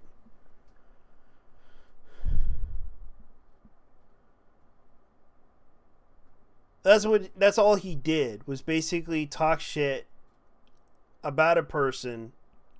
And I will agree on this. It's like, dude, that's why everyone's going on your black ass. Is because you talk some shit, and then you basically got upset over the fact that she basically she's a trans woman, and you got upset with it. If you didn't want to play with her, you could have just said, no, I don't want to play with her. Well, it's more than that. Yeah. Considering that they are considering that this no way return for trans women. In the case that if you once you sever your dick, turn it into a vagina, there is no way in hell they're going to redo that for you. I know. Once you get gender dysphoria. Yeah. So that's the unfortunate thing. And it's kind of weird how that escalated, because it's like, and that's exactly why most trans women, or should I say male to female, keep their because of this very reason. Because and here's the thing. It's from what I understand, it's also going to be one hell of a routine because every day you have to treat the wound by I forgot the name of the method, but it's I know it involves a lot of meds. Yeah. It will never fully heal. Yeah. If you want a period, his tough opinion shit, on because how you're not. Here's what he said. Okay, this is what he said. He slew of homophobic slurs, then offered his opinion on how a transsexual in the today's world. Cyril Blass, who recently came out in the world and tweet in March 3rd, struggle with depression and identity disorder. So basically, if you have been addressing me as a male pronouns or calling me by my birth name, I ask you to please address me as they, them, Jay, or Sarah. If you would like to address me as Christina, Chastine, or Tina, and it's like, this is weird though. Ciro is a professional Street Fighter 5 player who represents the BDG Esports and manages to rack up 100 and carry points in the Capcom Pro Tour in 2019. Ciro has also managed to reach Warlord rank for being the top 30 of Capcom Fighting Networks, obtaining 400k league points. So basically, and of course, Low Tier God has disgruntlingly made his way through the professional street fighting scene over the years. His most notable accord was his appearance in the E-League Challenger Street Fighter V reality show. He has a history of being banned from social and live streaming performances, and recently had taken to YouTube to share his content. Some say that all the act, he doesn't really mean anything. He just says that in front of the camera.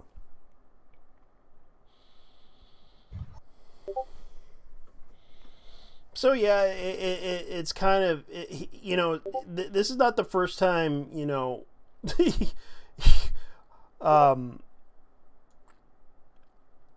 Low Tier had done this. Like he basically told a woman to go kill herself one time. I'm not kidding. He actually did that.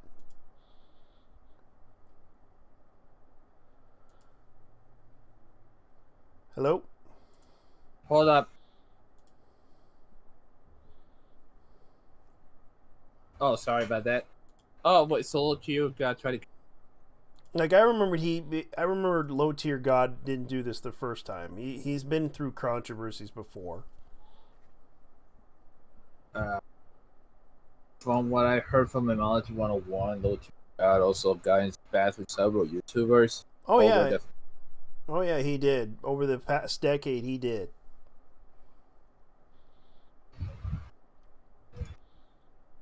You know what's the ridiculous thing? The fact that the guy himself can't own up to his own criticism, because he won't, because that's who he is. He's low tier. That's what he is. Guys, the guy has a massive ego, and that alone will.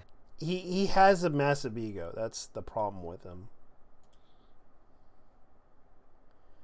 And it's like you can't stop him from saying the N-word because he's black.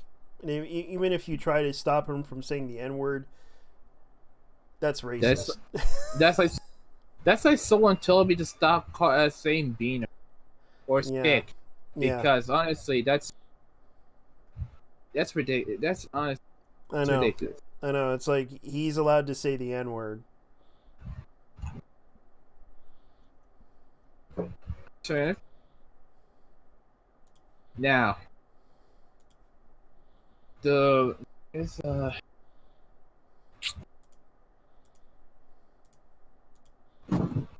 tier God, like you never seen him before in space. Like right now, he's pretty much causing all that controversy. That's for sure.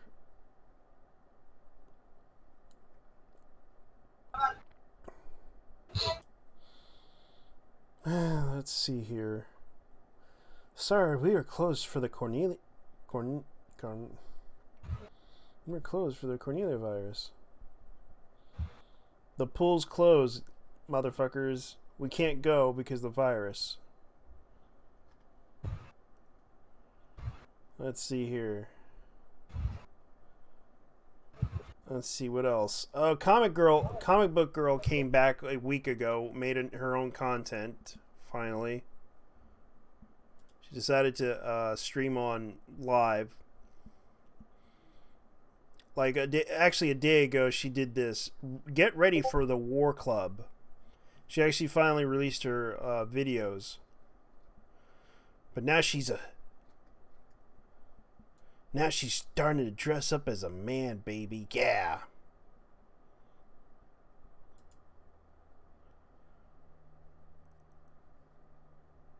Oh, I forgot to tell you this, JT, but yeah.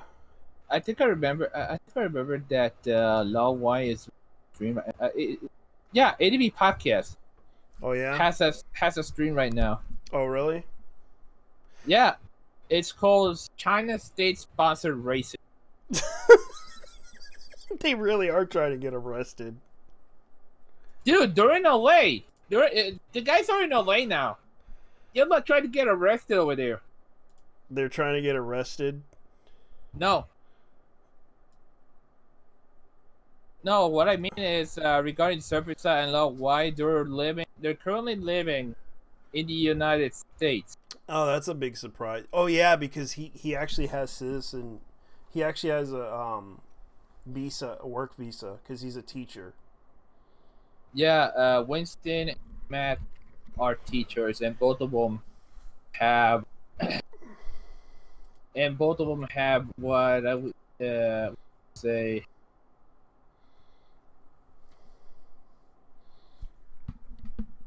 Honestly, in the case of both of them, it's not the first time they've ever gone in real shit with the Chinese Communist Party. I know they almost got arrested one time. I remember Lawway and also Serpents. Yes, Servazina is actually, he actually does make good content, and I'm not gonna lie, because he actually tries to educate people. Like, look, this is what's going on in China. This is what I'm worried about. What's going on in China. And this is what he kind of points out, that they don't always become racist. They're not always that way. He tries to educate people to understand the Chinese. The problem is the Chinese are basically Darwinists, in the sense that they really go survival of the fittest stuff. Yeah. Like right now. Oh yeah, I'm seeing Umbrella Guy doing his live stream. It's actually pretty good though. He actually got. I actually saw it. Yeah, he actually has Star Wars Goro on there, and I'm just like, eh. I love Umbrella. I love that Umbrella Guy. I love that Umbrella Guy. Just subscribe to him. And there's Cece, and there's Selfie. I want his dick real bad. I want his dick real bad. That's right. You can go ahead and try to buy up some Kentucky Fried Chicken and some more shit. That's right. Yeah. It's for, well, in the case of Texas more like, give me that Whataburger. Give me that Whataburger. And also some side of fries. No, but seriously, love the guy. Yeah, you gotta love him. Like, it's like Cersei, Star Wars Girl. Like, Star Wars Girl made her own made a comic, and I'm kind of surprised that Dynamite gave her a job. There's also Yellow Flash if you guys want to check him out as well. Yeah, he actually made his own comic book, and it actually made a lot of money. Made like 100 something. I love me some Umbrella Guy. Star Wars Girl. So, what are you talking about? Well, she got hired by to do a cover for Vampirella. Perella, it sounds familiar. Yeah, Vampirella.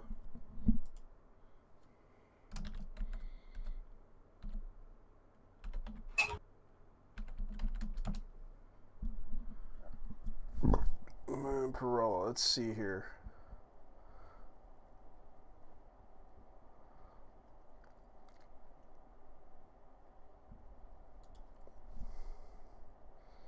Let's see. Star Wars Girl presents Vampirella. One of the internet's most adoring pop culture advocates has produced her very own first comic. Dynamite Entertainment is supporting this.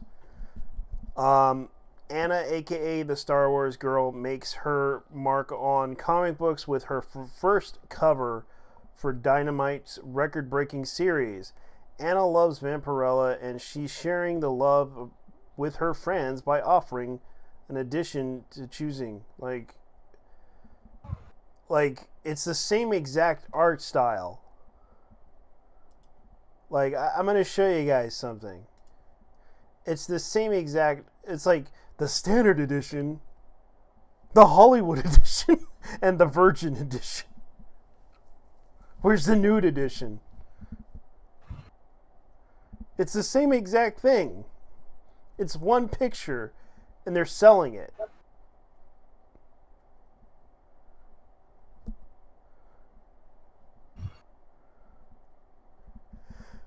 The interior pages of Vampirella #1 for its 50th anniversary.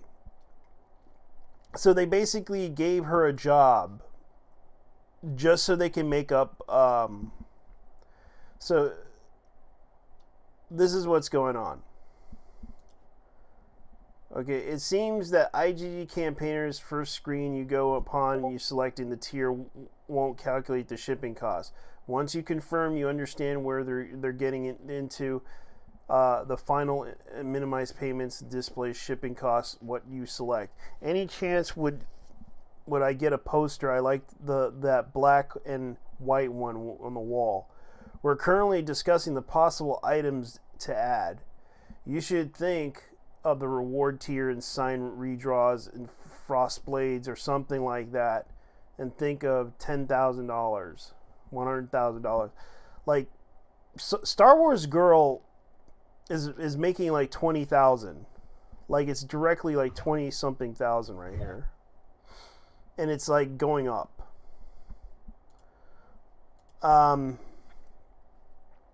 There's also, let me see if I can look it up, like American Common Writer by Timothy Lim. He's almost up there to 10,000, which I actually put my money down on that just to order it.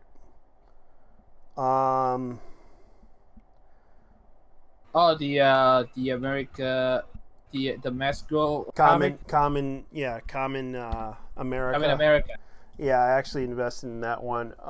Bigfoot Poseidon by Doug Tenable. I actually liked it, the first one that I read from him, so I decided to buy the books.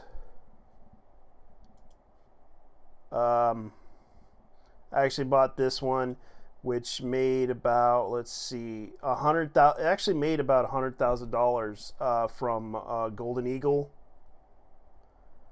He actually made a it's actually pretty good, though. I liked it because it reminds me of like an RPG style type of comic book that you would read. Let me see. I haven't seen anything from this guy yet. He hasn't released the comic book yet, and it made like almost $14,000. Battle Maiden with unapologetic. Yeah. So one more thing. Blah blah blah. The printer talk on updates on the printer. The books are in the studio, with exceptions of the boxes it came from. Blah blah blah. Yeah, because I actually invested in this one. Let me see. What else did I invest into? I did get this comic book. It's actually pretty good, 1 through 2. I did get the Christmas card, by the way, and I actually appreciate it from the guys at Cyborg USA, the creators, and the art. It was actually pretty good. I would say it's not the best, but it definitely was entertaining. Rob Casey, you did a good job. Don't worry about it. The art's average, but it's pretty good. I like the storyline, but you kind of went too far on it when you killed off all the important characters. Like, I was kind of pissed off when you killed off what's his name. and left him with a brain cell. Jawbreakers I did buy. Earthworm Jim comic book was pretty good. I'm still waiting for this one, Slick Jimmy. You better bring it out. Ravage Kill All Men. I actually watched that one. I actually invested into Kyle Hessler, but unfortunately he hasn't really, gotten successful with that one. I was kind of skeptical about that book, about his movie that he was trying to do for Preacher 6. He's been very desperate trying to get funding for that story. He did Zombie with the he did a project with another actor, which was Zombie with a Shotgun. In case you guys didn't know, he also did Burden of Freedom. He did a lot of other movies. He's trying to do independent creation of movies. So if you want to donate money, please do so. But as for a lot of people that are struggling in the comic book industry, go ahead and talk about anything. What do you want to talk about? Well, regarding the comic book industry, they got what they deserve. And honestly, the future is. If you're into comic books, honestly, I would rather support the independent rather than the. I know, and this is funny. I'm actually looking at this one comic book. It's called John Delo Rosa's Robot Toad Wreck Manlet, and it actually made its goal. Robotoad Wreck Manlet. Yeah. Yes, that's a name. Yeah, that's a name. Robotoad Wreck Manlet. Like this is what it looks like. I don't know on what level is that fucking Toad a manlet. I think that motherfucker's huge. I think it's funny though. I think it's like a parody of whatchamacallit, what Ethan Van Sciver was doing. Because it's like a parody. Leading Hispanic voice in science fiction. Don De La Rose is a leading Hispanic voice for science fiction and award-winning author and journalist focusing on geek and entertainment culture. He writes science fiction novels and comics inspired by those mediums. Let me see if I probably got blocked by him. What happened? Why? Why did you get blocked, though? Yeah. So I don't know. I'm just checking. He didn't block me, thank God. Because, like, you see these people that are, like, blocking people. Yeah. And they always try to block you for some stupid reason. Case in point, Hideki Kamiya, and why I will never support that Japanese fucker. Yeah, I never could. I mean, you wanna talk to that guy? Block. Let's see here. You wanna suck his dick? Block. Yeah. You wanna tell him how his fucking suck? Block. No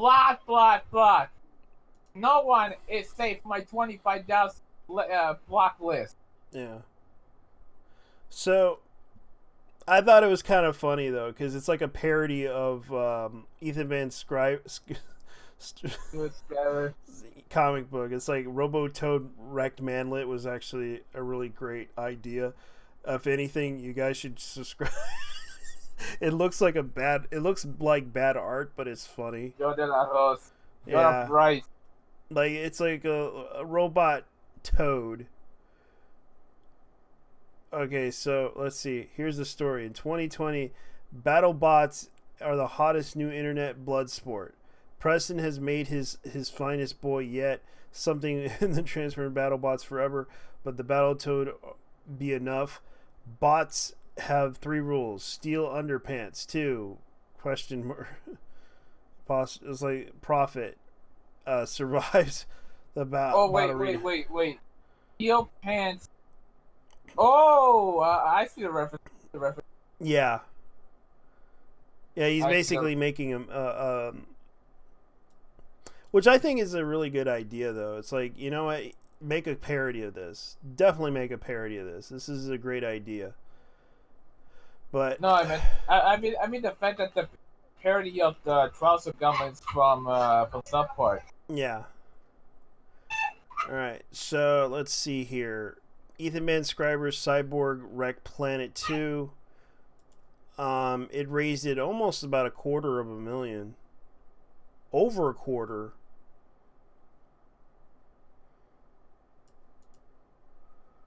So it means that he's actually wrecked planet. So the other guy actually made a parody called Wreck Manlet in response to that comic book. And this is the comic book. Discovery is such a fucking boomer, though. Yeah, I think it's because he basically it's a pretty funny parody. It's Cyberfrog and Green Lantern artist Ethan Van Sciver endorsing the Robotoad. Basically, he didn't mind him parodying it. It's basically a parody of the other comic book.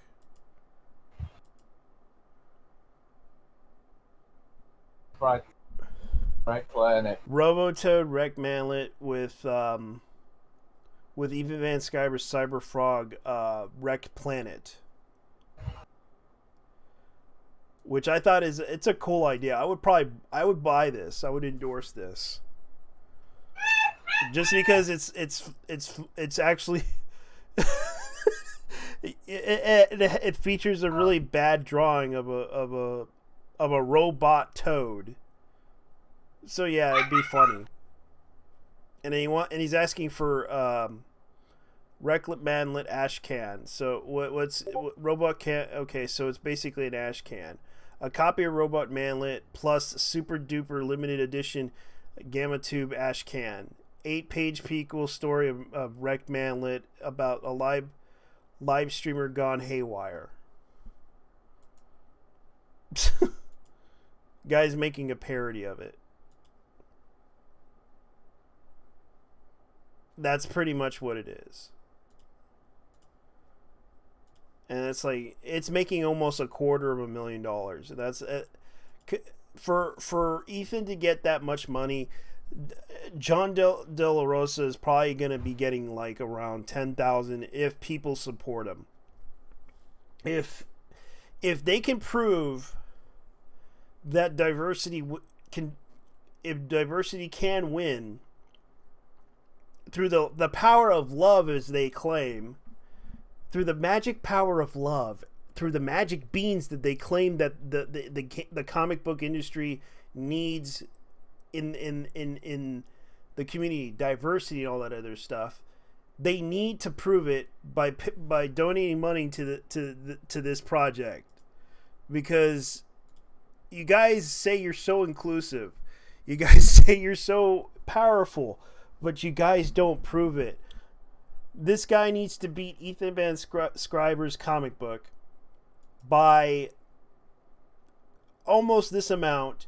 If you could prove that Ethan Van Sciver, by donating this amount to prove that you in the comic book industry care about diversity and inclusion, all that other stuff, then make this comic go up to $500,000. If you can't, then your diversity and all that stuff will die with you. And you're just proving that you don't give a shit.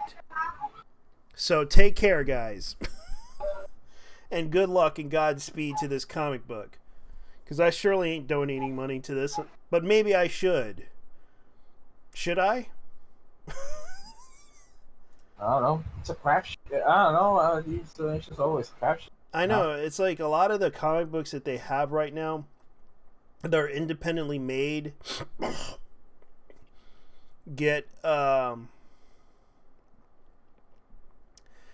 crapshooted. Like, I can understand why.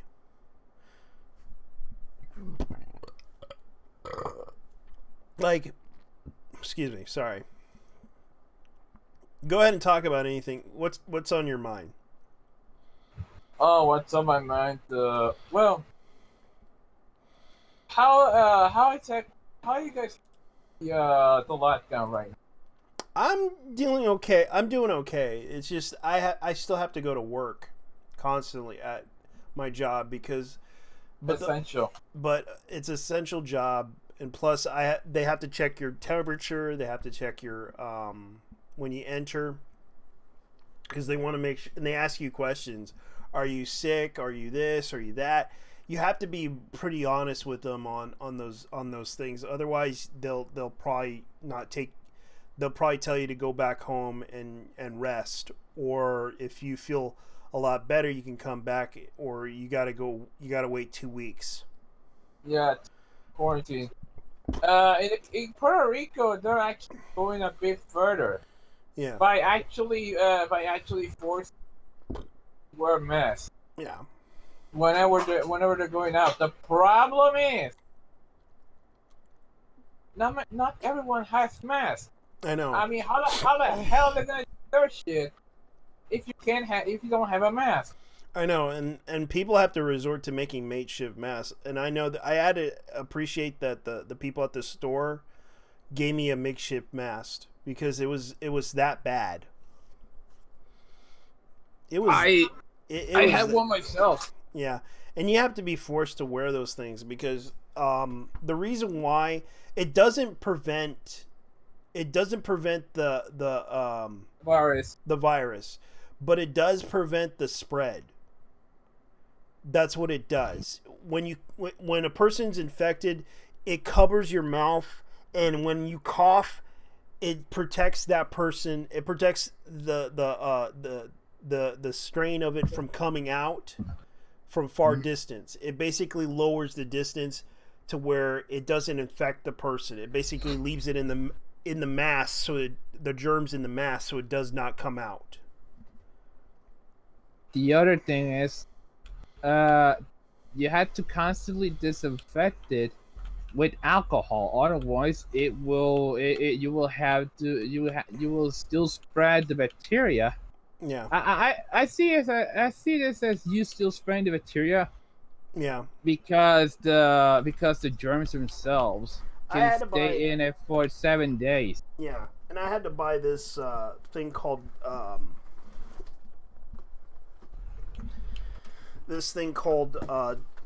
Tide antibacterial fabric spray.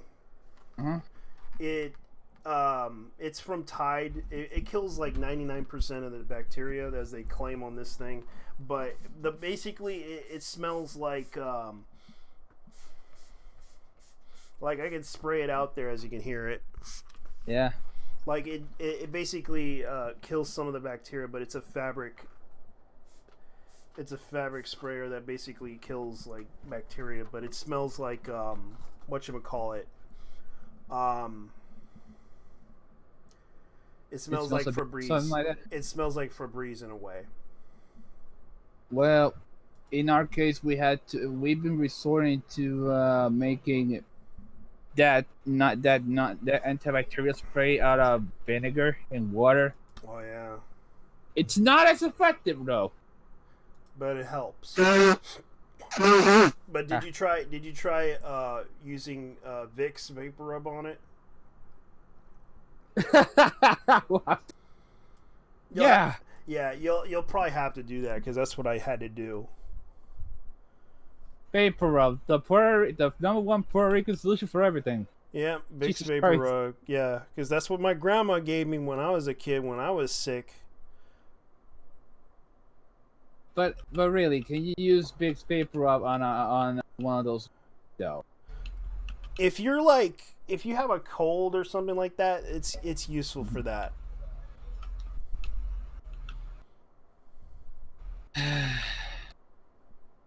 But a lot of these governments just don't think. They just don't think of the aftermath of all this post-quarantine. The fact the economy's down the shitter. The fact that we might face a second depression. The fact that we might have a food shortage. I know that too is kind of scary because right now I think even by the some countries have actually gone as far as to do lockdowns by not exporting shit to other countries. I know that's kind of another scary thing that's been going on. China's been I cannot go to China.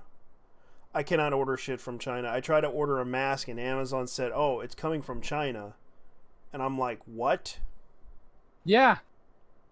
Most of the masks that the Chinese ended up gathering actually ended up in China, and of all things, they're not gonna sell them to you because you're a damn foreigner. Yeah, and it's getting to that point right now that people are not happy right now.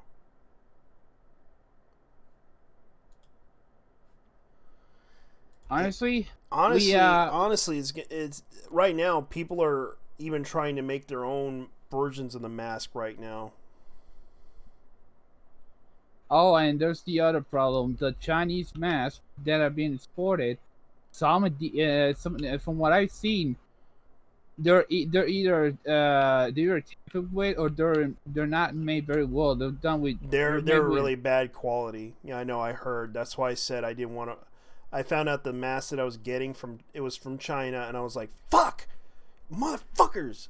On Amazon did that to me.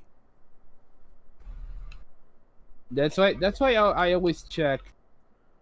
Regarding that's why I've been checking out buying American. Yeah, because I heard what happened with the French because they actually tried to get equipment from the Chinese, and then they showed a video from the hospital that most of the stuff was like torn apart and shit. It turned into shit, and right now the French are pissed. Not just that.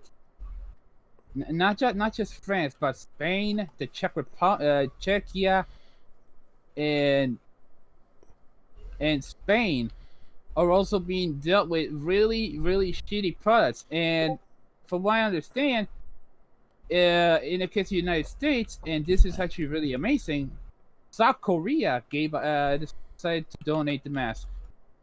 Yeah, they decided to donate masks. Not gonna lie, despite the fact I shat on South Korea so many times, even Taiwan is trying to do it too. Yeah, Taiwan actually managed to. They did very well without the Chinese health organization. So. Yeah, because the Chinese health organization was ignoring them when they tried to warn that issue. They don't even recognize Taiwan as a country. Yeah, so... and that's what happened. Even in Hong Kong, even there was a meme of that too that I discussed. Like there was a meme like, "Oh, but what about China, Hong Kong reporting the infection?"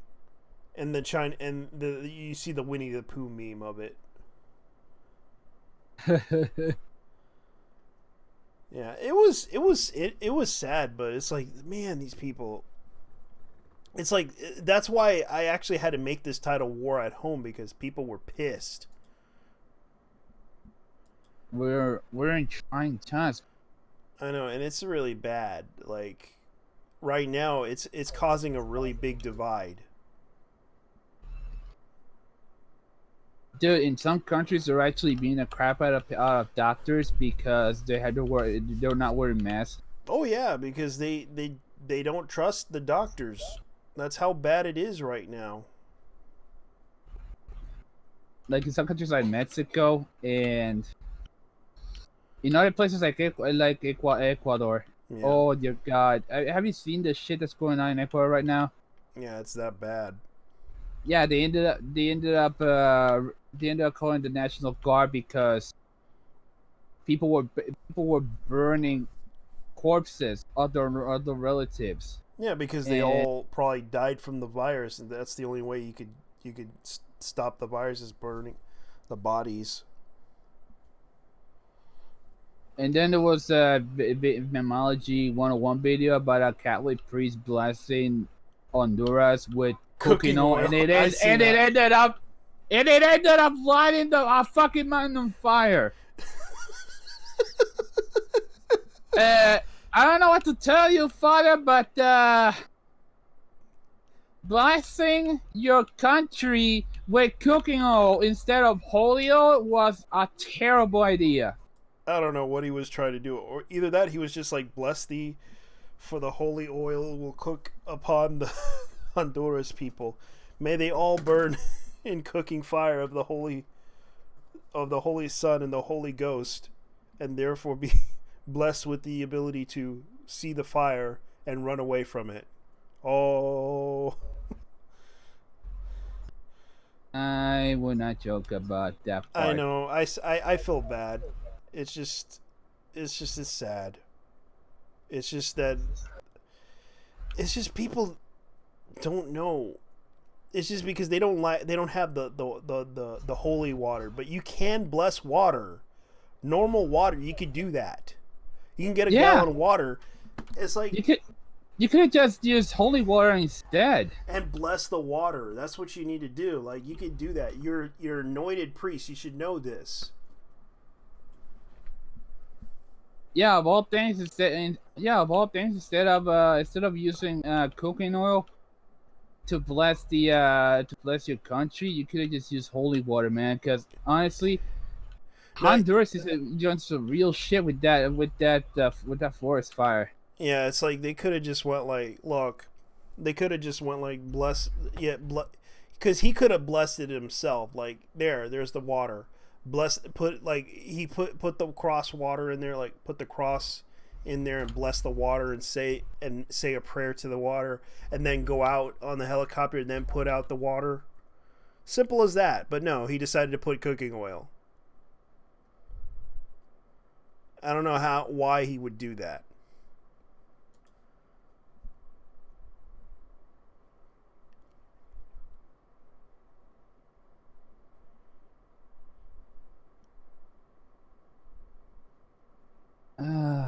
Just here's one that's kind of like a diss. This is sad.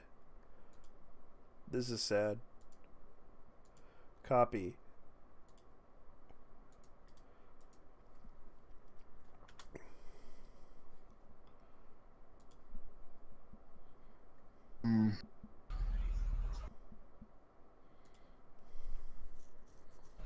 You know, there is speaking of religious figures, the preachers in Puerto Rico are really not doing anything about this. What are they trying to do? Well, some of the televangelists, I'm not seeing them do anything like praying for their members or shit like that. No, they're just asking for money. That's what they always do. That's the only solving the problem. Like, look, if you want to help people and say, hey, I want to help people, try to, if you can help me donate money to this cause, like, donate money, like, help people. If they have the virus, you just go to their house and give them food and tell them, hey, you want food? I'm pretty sure they do that. Yeah, but they have to do it. They have to do it under, under a limit, like basically 6 feet. Yeah. That's what. So one of my aunts was showing up, and I told her, dude, I need you to stay 6 feet away from me, dude. Yeah, because that's even if you're healthy, even if you don't have the virus. They have to do that because they don't know if they have the virus or you have the virus. It's kind of a matter of trust right now, and that's the sad part about this whole situation. Yeah, we lost trust in people. Yeah, it's hard.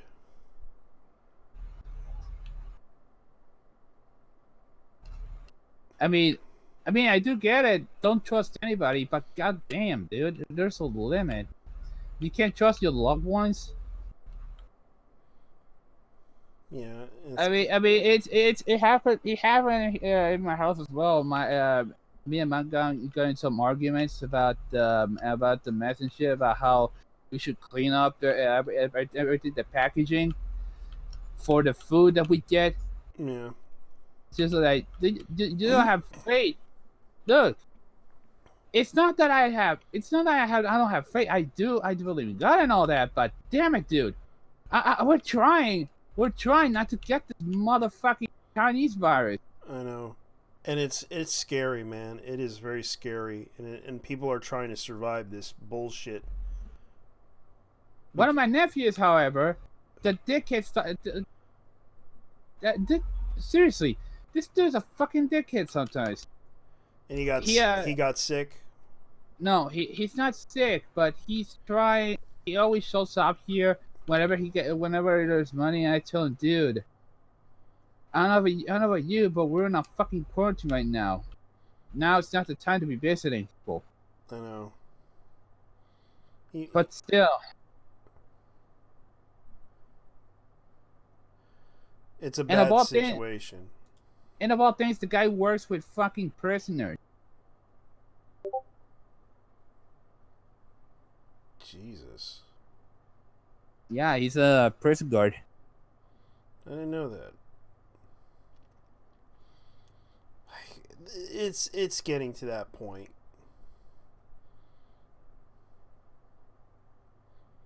It's like it's getting to the breaking point, and it's like, even in my job, it's getting to the breaking point, because I had people like literally calling out, like they don't want to work at the store at certain days, and it's crazy because of the fact that we get, like, instead of 300 people a day, we get 400 people a day, and we have to put them in line, and we had to literally have to spray the carts, the shopping carts, in order for them to be sterilized, and that's how bad it is.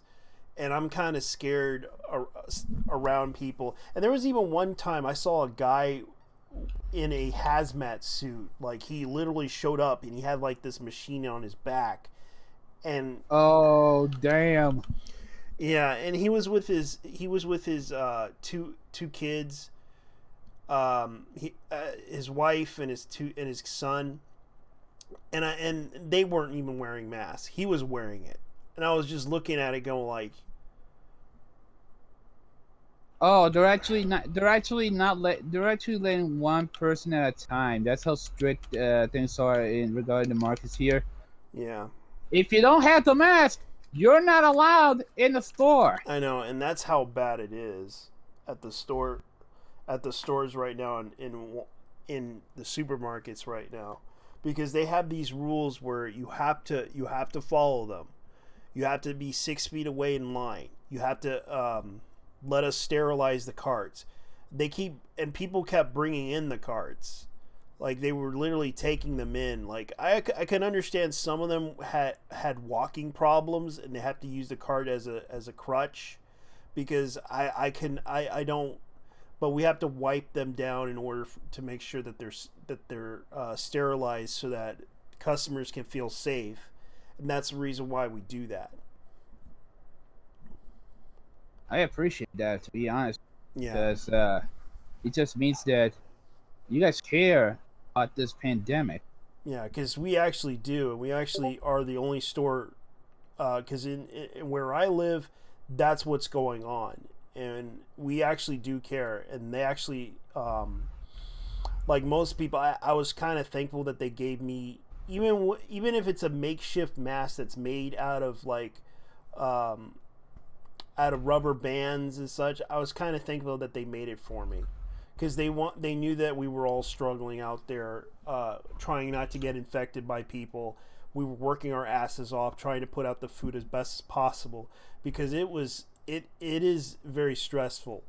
It is a very go ahead. And then the other problem is some of the materials can only be bought in stores like Walmart, and they're deemed non-essential, despite the fact that you need the materials to actually make the mask. Yeah. Yeah, and this stuff is made from material that we can only get out of. It's just normal cloth, and you have to like fold it into another cloth in order to make it into a mask. And it was it's kind of sad that this happened, but it was the only way we could survive this. It's not a guarantee, but it does prevent the virus from spreading with you. If you got infected and you have the cough and you cough it keeps it in the mask. It's dry cough like that. Yeah, and it basically keeps it from blowing out from 6 feet. That's basically what it does. And the fact that there's a lot of people that are scared right now at the job that I work at because they're worried, because some of them are old people, some of them are kids, some of them are college kids that just want to go through the future. And it's a very scary situation for them, because they're doing you got to understand, they're just trying to make a living like everyone else. And when you have people that don't understand that we're doing this for our own protection, there's even people in the store that are very big assholes. We get customers that are real assholes, and we try our best to help them. Let me guess. They start saying that it's just that the flu is deadlier, and God knows what else. No, it's just that we have some that are like real, like they don't want to follow our rules or anything like that type of people. There's even some that resort to stealing. Oh dear Lord. Yeah, I think I know why. Because according to since you guys are a business, you're pretty much quote unquote exploiting the mass. There are people who are like just such justify communism as a means to steal. Yeah. And the funny thing is that I kind of feel bad that there was another business I worked at, and they're closed down because they're not considered an essential store, but the clothes and everything that was donated and everything is essential. And the sad part is that they're no longer in business, and right now they have to go to other. Like, I kind of felt bad that I found out from a friend of mine that used to work there. One of my ex-coworkers worked there, and she told me that that they had to find other jobs. They had to go to Kmart. They had to go. I mean, like Target. Kmart's still open? Because no. Kmart were. No, Kmart's gone. I'm sorry. It was Target. Target and Walmart. Yeah, because they're considered an essential store because they have food too. Oh man, you should see the fucking lines for the Walmarts here. At least the one in my town, dude. It stands to the fucking highway. I know, and it's like they don't even want to go to the gas station, for Christ's sakes, because they're too afraid that people might just show up and buy shit over there. I mean, here's the thing. There is a very strict lockdown procedure on Sundays, which means that the only stores that are open are pharmaceuticals, and I'm not kidding here, gas stations. But the gas stations are open just for dispatching fuel, not because they want to sell the food. I mean, it's honestly about these. They should be selling the food that's inside the gas station. I agree that they should have done that, but and the pharmacy as well. The pharmacy has food, and they should put that. They should sell that food because people need it. If they can't go out to the supermarkets, they can go to the nearest gas station and get that. But no, apparently they're not that essential compared to other businesses, which is weird. I know, it's like they sell milk, they sell cans of food at at gas stations, and they're not considered essential, but yet oh man, that's really sad. What? They don't consider gas stations essential when they're needed to be. They do. They're not. They do, but the thing is, they're essential. But the fact is, for the lives of, if you want to get milk and it's Sunday, you can't get it. That sucks. Because you're only going to the gas station to pump gas, and that's about it. Oh man. And the same with pharmaceuticals, you're just buying hygiene products and meds for the day. I agree. The other thing, how do I say this? The other days of the week, yeah, you can.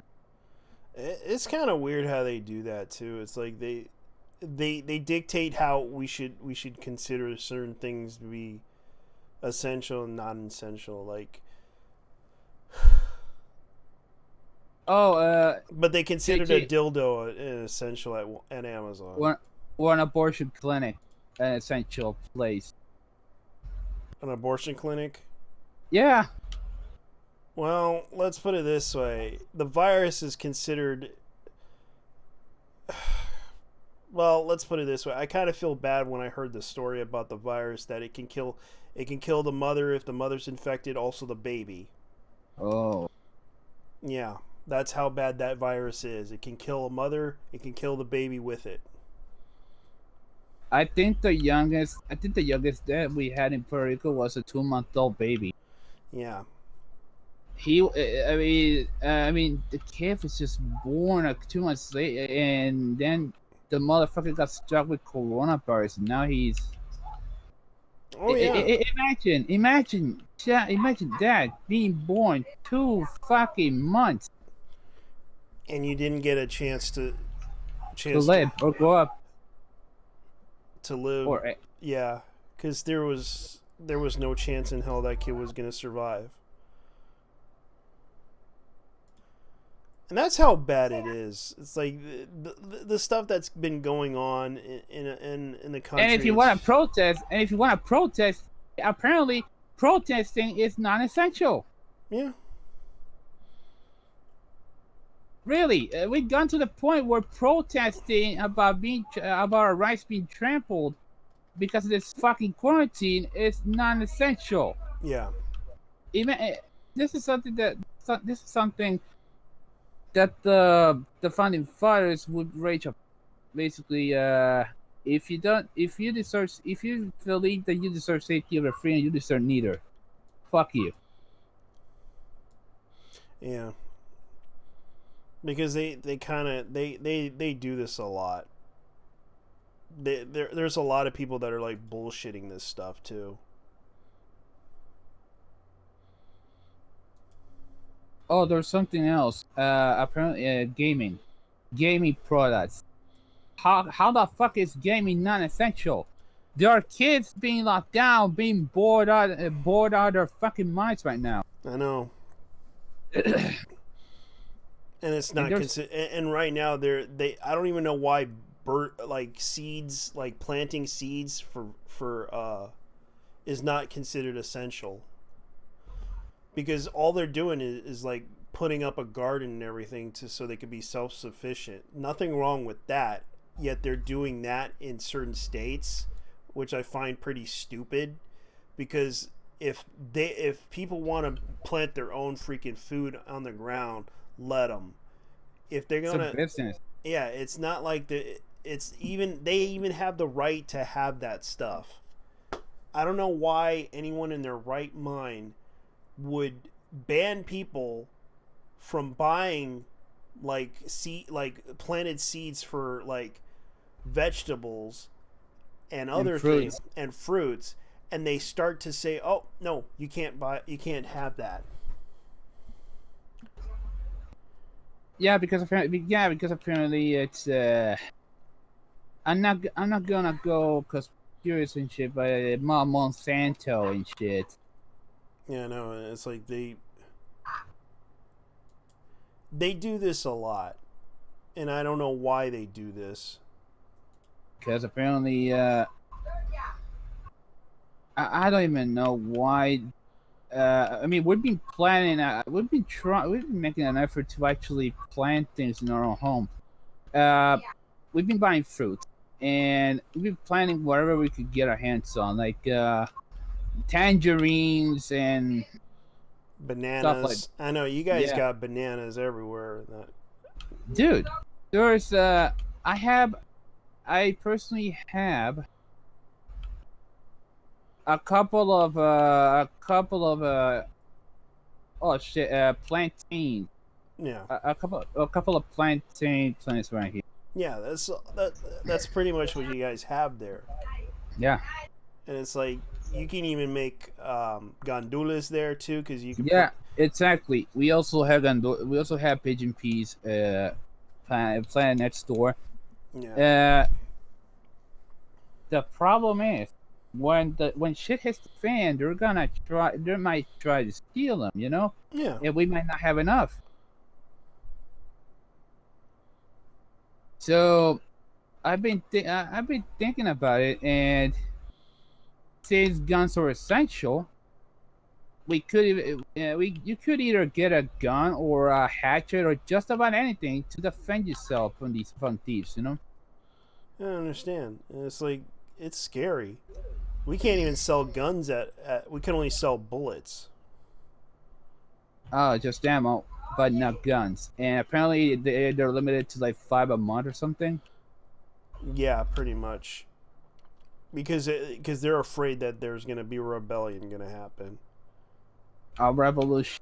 Yeah, but the sad part is it's harder to get a gun. Even in California, it's sad because I heard the story about it. It's like, according to the source I was like looking at, according to them, the liberals weren't found out it was hard to get a gun. And they didn't even know how to use a gun.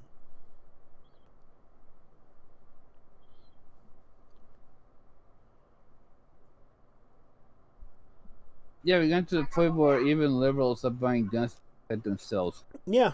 How ironic, because in California it's pretty bad right now because criminals are being let go. Yeah, for the pettiest. Yeah. Yeah, it's pretty bad. Like they're literally not happy. Like they literally screwed themselves over. Like they voted for anti-gun laws, now they're screwed. Because they can't get the guns they want.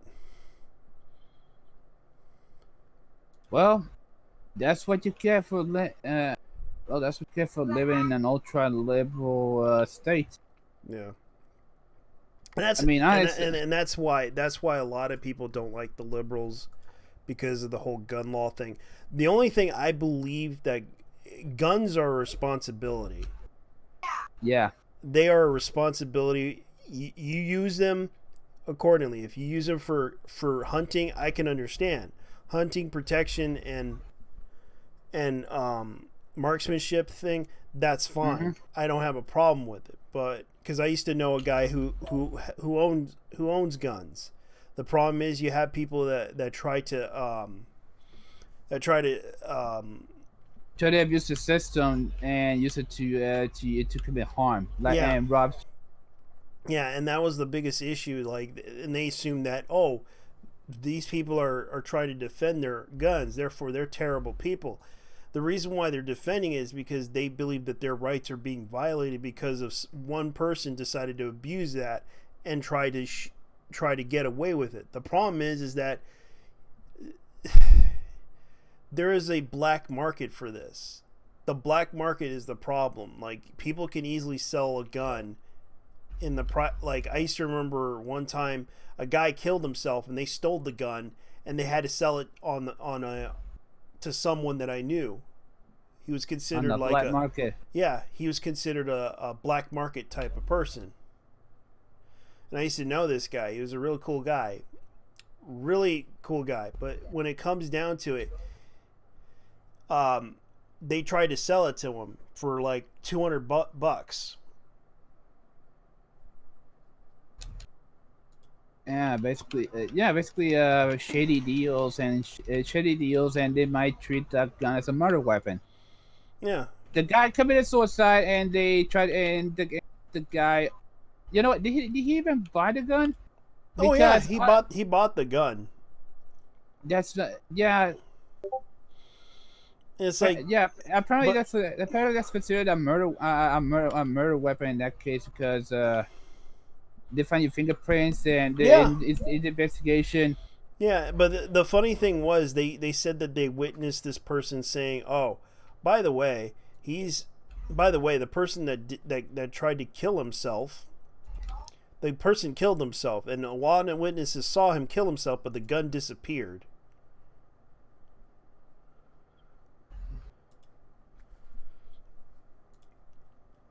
But the gun disappeared. So the guy shot himself, but he didn't find the gun. Yeah. That's how funny it was. It was like they didn't find anything. And this, kids, is why you don't buy weapons from shady motherfuckers on the street. Yeah. Because for all you know, that gun could be dirty and could incriminate you in a crime that you never did. Yeah, I know a guy who got accused of I know a guy who did this. Mm-hmm. He bought a weapon from someone, but it ended up that it was a murder weapon. And he had to spend at least 15 years in prison. He's been out a while ago, and he's now working as a tow truck driver. Wow.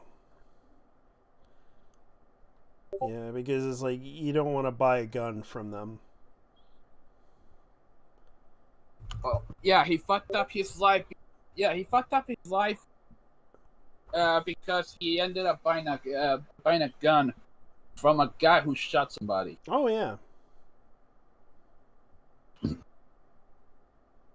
I mean, if you want to buy a gun, go to an armor store. Damn. Yeah, that's how bad it is. You know how bad it is in Puerto Rico? Do you guys need a license to wield a weapon? Because we have to. Mm-hmm. Yeah, we need to have both an NRA license and a state license to wield a weapon, like a 9mm. And that's how bad it is. My stepbrother has a Glock, and the guy showed up. He was showing it to us.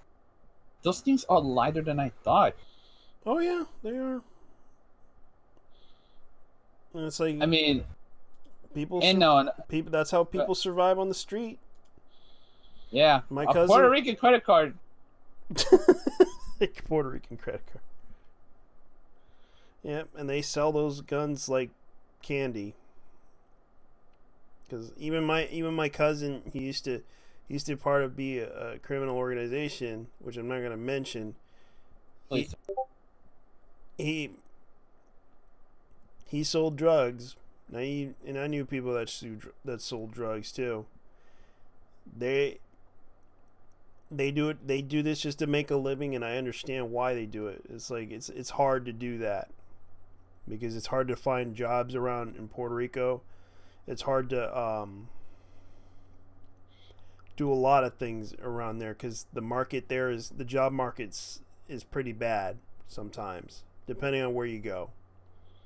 What happened was the economy has to be the same ever since they abolished the 936 rule, which was basically turned Puerto Rico into a tax haven.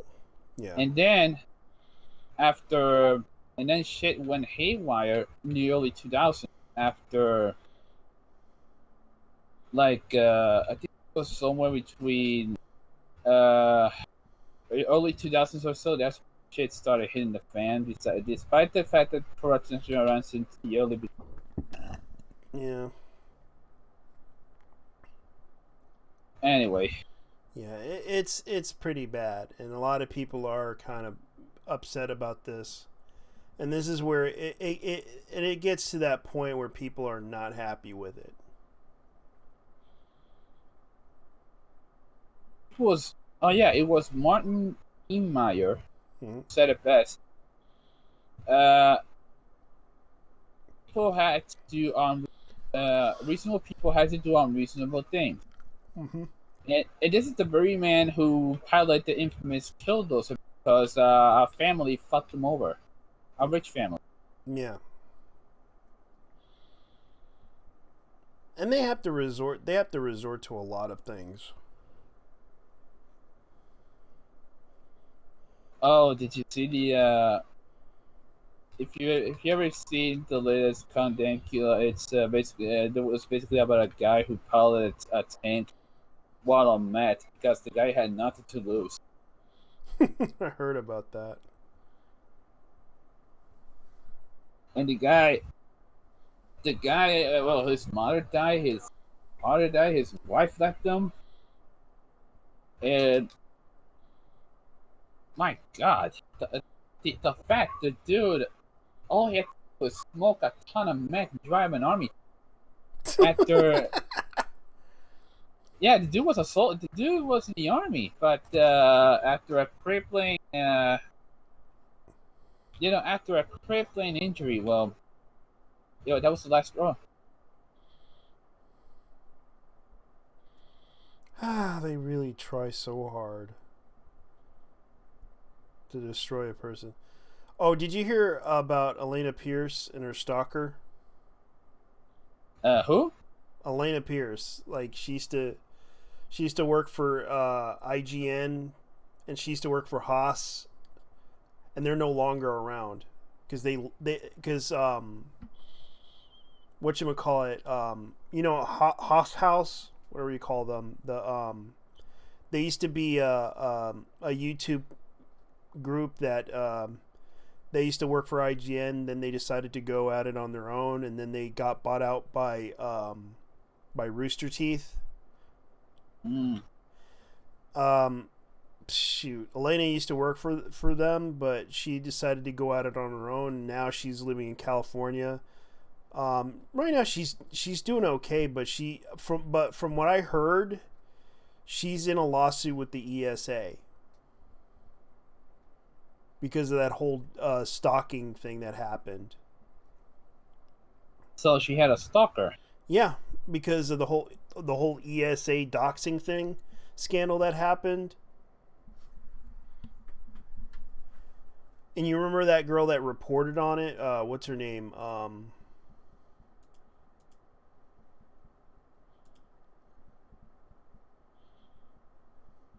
I vaguely remember anything. Yeah. Vaguely. Well, she basically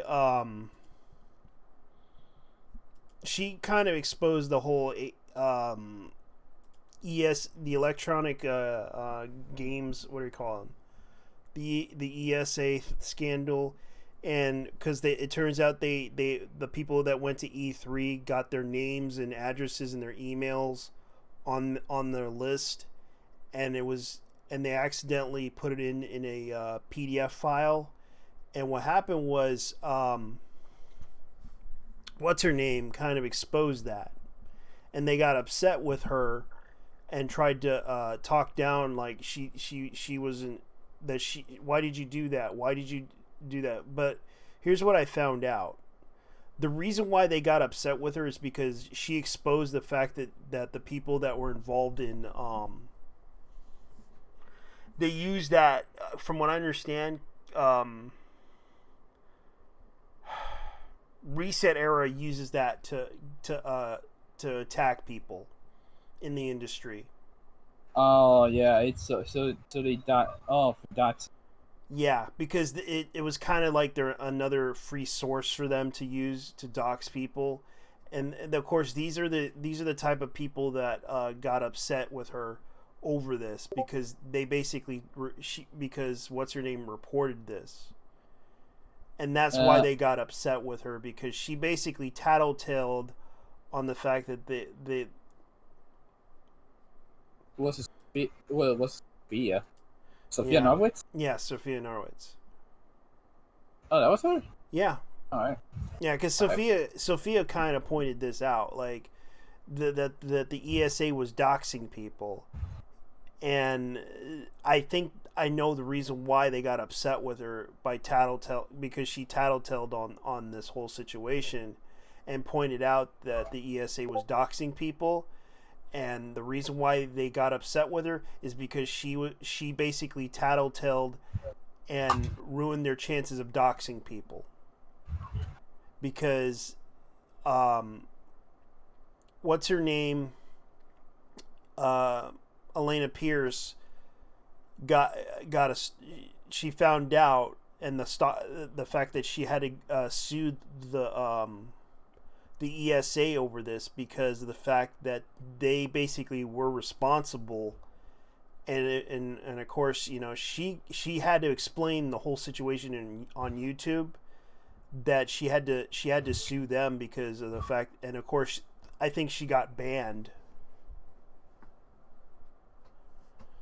from the ESA to go, no longer goes to E3 because of the whole situation, because she had to literally ruin her own career to do that, because of the fact that they were the ones responsible for putting her in danger of a stalker.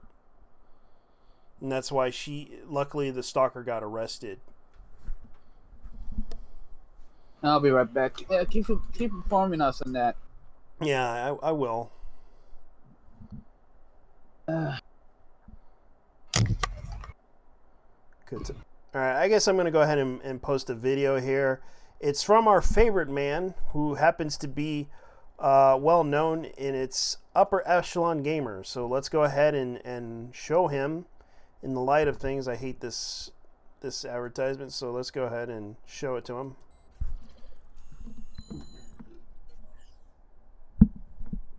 Most video game enthusiasts who keep track of the space in any capacity whatsoever will know about Kotaku. Over the years, Kotaku has been responsible for some of the best and the worst articles to ever hit the scene.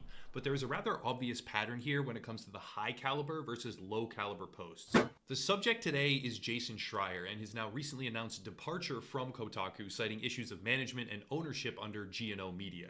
Kotaku has a very polarized reputation in the industry right now. On the one hand, a decent number of viewers still appreciate and value their work. I don't know precisely who that would be, seeing as most of the people that I interact with or that go out of their way to interact with me on purpose do not like their content at all, but I'm not willing to write off their existence entirely. It is obvious that some demographic of gamer out there values the material currently produced by the site and its writers. However, over the past 6 or 8 years, give or take, it has become fairly obvious that one particular journalist on the company's roster, and I am comfortable calling Jason Schreier a journalist, seeing as without debate some of the work that he has done has been investigative in nature and had a tangible impact on the industry, as well as informed the player base of inside mechanics in the development process that illuminated severe issues. The Anthem expose comes to mind as an easy example. But anyways, one particular journalist, that being Jason Schreier, is by far the most prominent, and a vast majority of anything recognized as competent journalism posted to the site has been produced by him. This is a combination of various different factors, but chief among them, industry sources. Certain high-profile developers feel comfortable going to Schreier with grievances and stories. This is probably aided by the fact he is a massive proponent for gaming developer unions and spends the majority of his time now simply rehashing how crunch is bad and crunch is so bad and this game has crunch and that game has crunch and crunch is so bad. It's a topic he's beaten to death, and I think plenty of people are really, really sick of it, but it's valid and likely contributes to the comfort that industry sources feel when speaking to him about various different issues. All of this is to say that Jason Schreier is a notable and important figure, not only in gaming, but especially at Kotaku, an outlet whose name is nearly synonymous with his own because of his integrated standing and reputation. Well, Jason Schreier has now left Kotaku, capping off a series of staff exits and firings because of differences between writing staff and their parent company, G&O Media. Now, before going further, I have my own personal gripes with Jason Schreier, but I'm going to mostly table those for the sake of today's discussion because they aren't entirely relevant, at least not for this. For example, Schreier uses block lists on social media.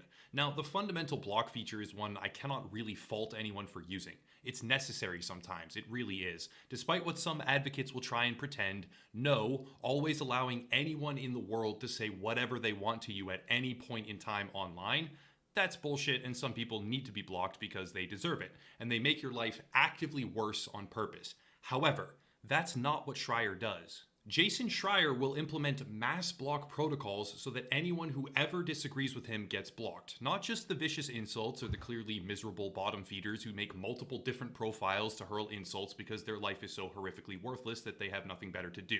Not just them.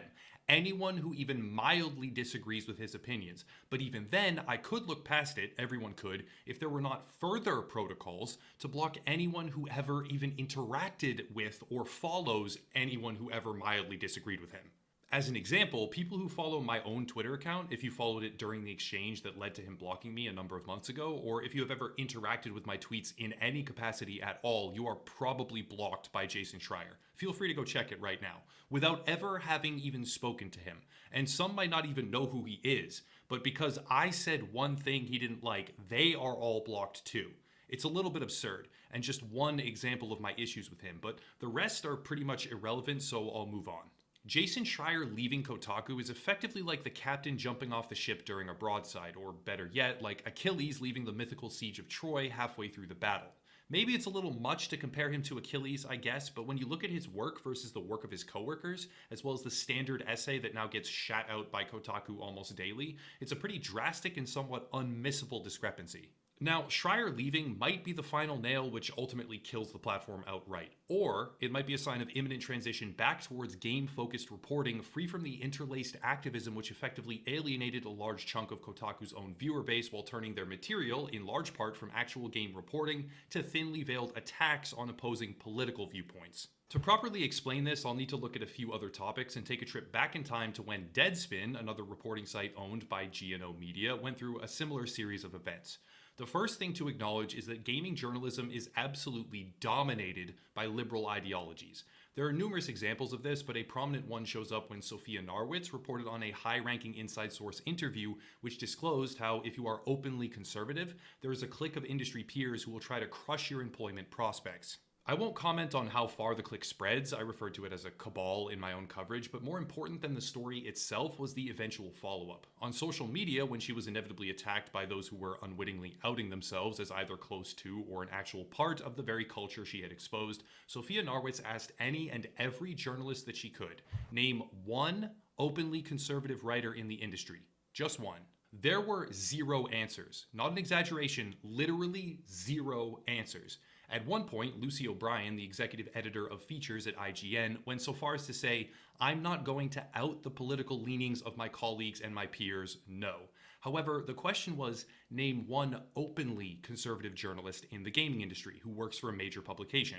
Another example would be Alex, an editor for Kotaku, who responded, "So you're asking me to know one person's political affiliation then and to announce that to the world. Should that not be something they choose for themselves?" And on the one hand, that is true. It should be something they choose for themselves. But again, the question was about open political affiliation. To go further, if gaming journalism was not a left-leaning echo chamber and was indeed populated with diverse ideological participants, which it is not, and everyone knows it's not, but whatever, if it was somehow that way, would there not have been a horde of proudly conservative writers entering the thread to proclaim their own existence? Yes, there would have been. But since the one-sided conversational monopoly does exist, those writers who do in fact subscribe to a more conservative mindset made themselves scarce, because being outed as conservative, as Lucy O'Brien puts it, legitimately puts a target on their back in the current atmosphere. It's hard to even comprehend how ignorant these writers are. Not wanting to out someone insinuates that by not outing them, you are doing them some sort of service. Oh. You are protecting them,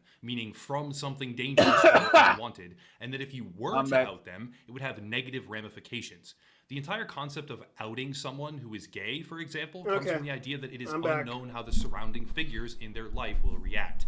I'm just playing a clip from... And taking that risk should be up to them to do. Yeah, I was just watching the whole Kotaku has sunk thing, because apparently Jason Schreier left for Washington Times, I think.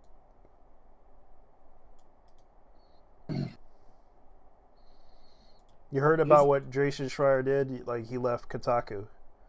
Oh, yeah. Yeah, I heard about that. Yeah, he basically just said, look, I'm going to go ahead and leave and go to Washington. Jason Schreier is leaving Kotaku, citing the GMO media as a reason. And according to this, it's like 9 hours ago. Jason Schreier, the journalist known in the video game industry covering working conditions inside Tipping Living Game Development Studios, announced his resignation from the video game news site Kotaku on Thursday, citing dissatisfaction with the ownership and direction of the parent company GO Media. Schreier, who will soon take position to another company, he declined to detail in the latest of several Kotaku employees departed the company involving GO as a predominant reason.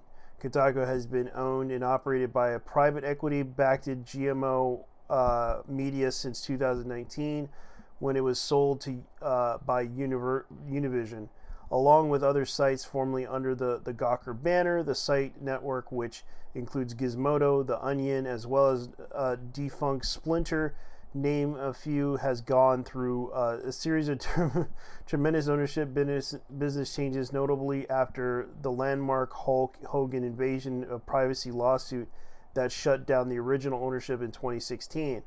I've been through a lot of companies since 2012. I've been through a whole lot of management shifts and resignations and firings and drama. Schreier told the Post, I've been through a lot of cataclysm shifts because it's always felt like. Through it all, we were guided by people that always cared about journalism. Unfortunately, I'm not sure that's the case anymore. A high-profile resignation had plagued GMO Media for the last year. The company's staff has publicly clashed with the ownership of how to run the site. You mean GMG Media? Yeah, GOG Media, like. No, whatever. Yeah, it's like Geo Gawker Union. Yeah, Gawker Union, which basically was. It's like Schreier wasn't the only editor to leave GMO. Wednesday, Gizmodo editor-in-chief Kelly Barnett announced that she's resigning. Like, this is pretty funny, though. So, right now, I guess he's probably going to work with Washington Post. Oh, that doesn't work. Guess what? Better know how to code, because... I know, it's like everyone's, like, making a joke about that, too. It's like, learn to code. It's like, for your information, I do know how to code. I used to remember his response to that. God. Yeah. Oh, he's fine. Yeah, he's working with the Washington Post now, discussing video games.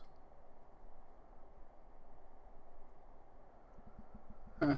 Like, this is like he's been like, Schreier reported on how 60-hour work weeks had become a norm in the gaming giant Rockstar Games, maker of the blockbuster Grand Theft Auto series. For the final piece of Kotaku, Schreier published the follow-up to Rockstar's work culture has improved since the issue was brought to light.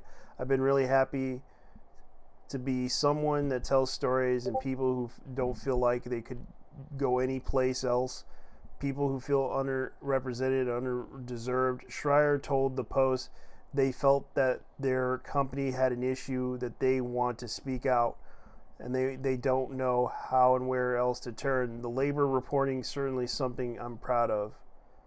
It's like, this is something that Jason Schreier is kind of putting himself right there. So I wish him the best. Good luck at Washington Post. Hopefully they'll probably keep you working there. If not, right. You know. I'll give him at least 3 months. Okay, that's fair. I don't know, like 3 months. Yeah, I know. What's about Punch pretty scummy? Yeah, I agree. It's going to be pretty scummy.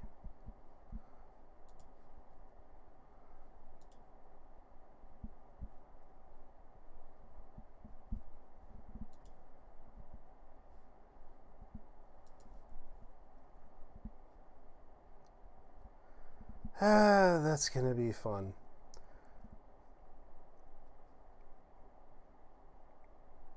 Now that's about regarding Jason Schreier. Let's see here. Reset Era, the forum dedicated to diversity and inclusion, and one will ban you for asserting that there are two genders, attacks Kanye West with racial slur, including an admin. Besides, he supports Trump.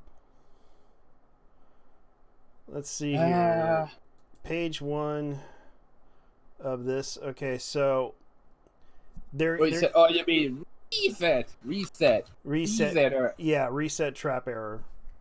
Reset error. Yeah, I call it reset traps because they're just like they're getting upset with Kanye because he has a freaking like Batman automobile. Really? Yeah. Because of that? No, it's because he voted for Trump. Yeah. He voted for Trump in a GQ magazine. Like, both my parents. That's all news, though. Yeah, and it's like he voted for Trump. Like, go figure. And they're upset that he did this. Wait, there's more. Kanye did it again. Let's see what else. Like, yeah, I'm so tired of this Kanye. That's what they're saying. They called him Kanye. George Bush doesn't care about black people. When he dressed up like ketchup bottle, they're literally making racist remarks, man. This is hilarious. Like, Kanye has since walked it back in the comments. It's rough. Common emotional programming from a victimized mentality, welfare mentality. Okay. Not wrong, though. I know. It's like Kanye had become what he used to hate. Don't hate the game. Join them. Know how to play, I hate the game. I know. And they're saying, fuck Kanye, he's an imbecile. Yep, it just proves how angry and hateful they are on this board. And they say that fuck Kanye, his music and everything it currently represents. Cancel the fucking clowns already. He done enough damage already. Folks, get guy that sells you overpriced fitting white t-shirts is going to drop some knowledge on how not to think like a sheep. Pull up your chair. They're all pissed off because Kanye West did a GQ interview. And it's like, I don't know why these people are like, Kanye, you dumb, selfish motherfucker. The same reason people still stan R. Kelly, Snoop, and Cosby, because they made it out. like the poor man lost his mother. I hope he feels better. Fuck Kanye, genuinely. That's funny, man. Like they literally are. They literally, like, this is the stuff that they said. Yeah, people are. Yeah. He really is a piece of shit. It's been said before. Fuck Kanye West. Kanye sucks. Wonder if the original poster still is a fan of him. We forgive you, King. He really thinks he's saying shit based on emotion, being diluted on hell of a drug. Most of his dribble is old age right BS. Previous people in his position said the black community, it really isn't new for anyone to come out with slavery is a choice. It really shows how the same shit's different any day and all. There will be another Candace or Kanye for years to come. Kanye did Jesus walks. He always been conservative, idiot. The thing with these people is that they are the living iteration of the Chappelle Show skit about haters. The Haters Award. Hater of the Year Awards. I know, they deserve the Hater of the Year Awards. Reset Era. Yeah, Reset Era is really, like, Kanye might as well actually be dumber. People are gonna vote for Biden despite him being a sexual abuser. What's your point? Bob Blue, no matter who. You know what I'm saying? Because both things are exactly the same with identical consequences. He's probably come up with another apology to reject Trump next time. Now that I think about it, these are the people who think that pedophiles did nothing wrong. I know. It's funny. It's like yeah, this is what they said. Trump is a sexual abuser too. Soft, you got a choice between the two of them. You might as well take them. Stand an old guy who's been creeping on little girls.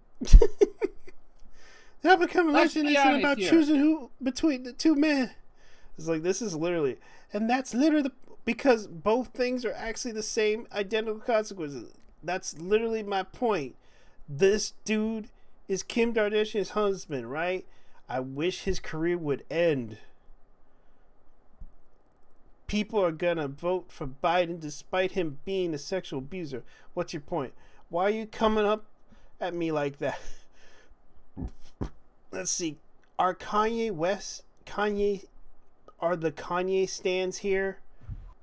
Because listen to the guy's music, despite whoever he's voting, he actually wildly inconsensual and petty thing to judge someone over. Okay, I'm not impressed with people continuing to give money to coons. Is all, which in turn isn't a feeling, invalidates the moral quandaries of voting for Joe Biden. And this is the admin. He's referring to coons. He just said coons, ladies and gentlemen. I don't know why. Like, he just said it. This is your admin right there. He said coons. It's a racist term. The thing is that the worst enemy of black people are in fact black people themselves. I know. Because of the crab mentality. Because they have what's called a crab mentality. I know. Latinos also have this issue. I know, that's another thing that I kind of agree with. It's like the crowd mentality. Crab mentality, as in you want to rise above it. Yeah, here's another one. But these motherfuckers won't let you. Here's another one. Kanye West doesn't care about black people.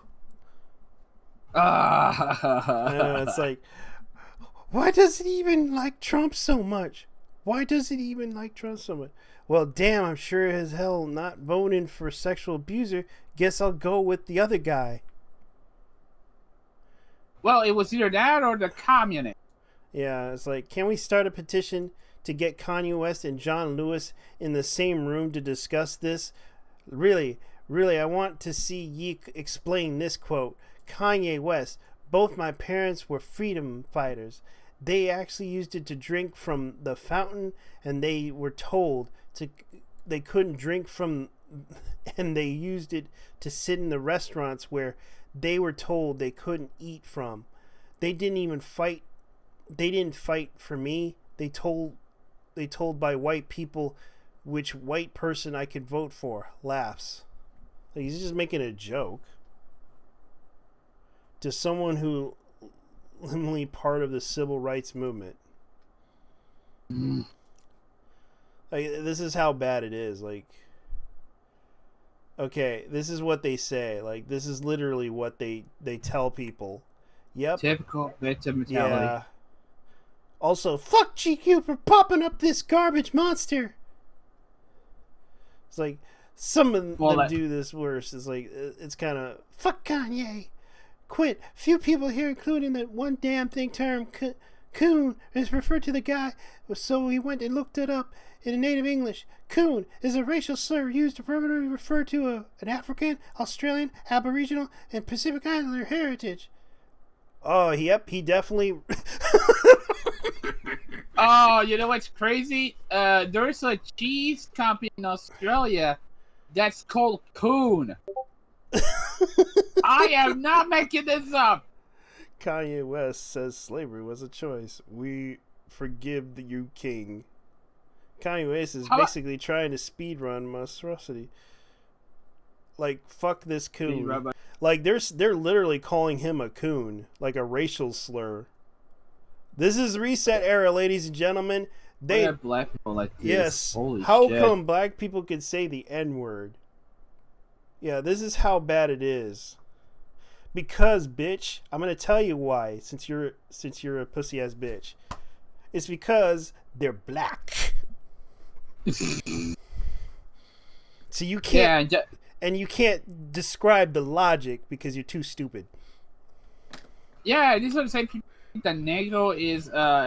These are the same people think that negro is a racial slur. Because let's be honest here, where I live, negro. It's actually the term for the color black. Yeah. That's what my mom referred to my dad.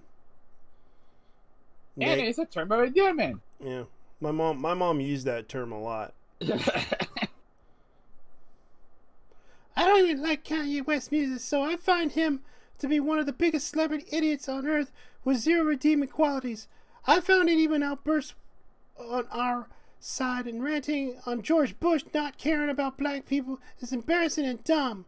But I look like this is funny as hell, man. These people are they're literally saying coon. They're referring to Kanye West as a coon. I'll be right back. This is why, and yet I'm gonna need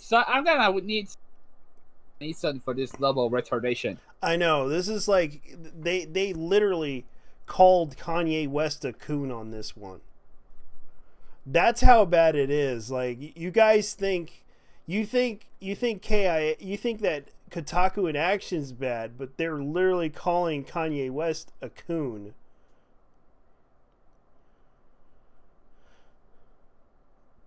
Like, they literally called him a coon, and the admins are letting this happen.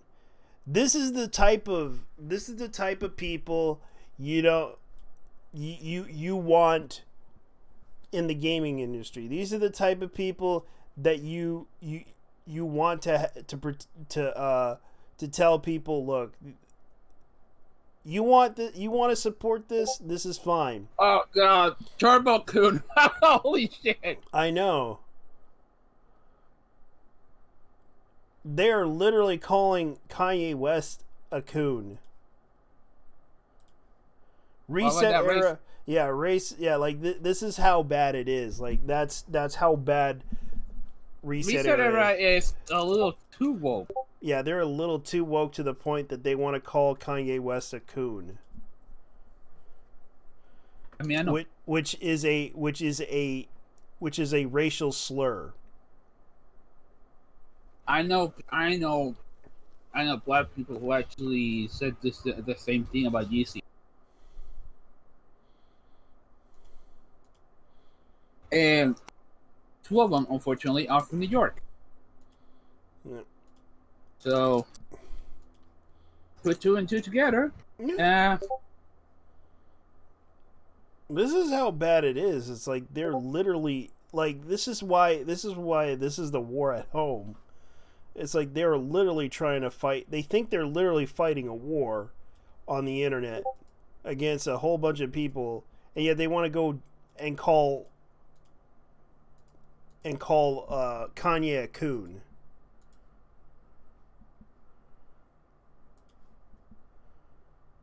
I don't know about you, but the mere fact. I don't know about you, but the mere fact that these people actually look down on people who don't think like them. That's the problem. Yeah, it's disappointing. I know. It's like it's kind of like right now the comic book industry's gone to shit, and they're still looking down on people and trying to ask them, "Hey, can you give us money, please? Because we're desperate. We need your money. Help us.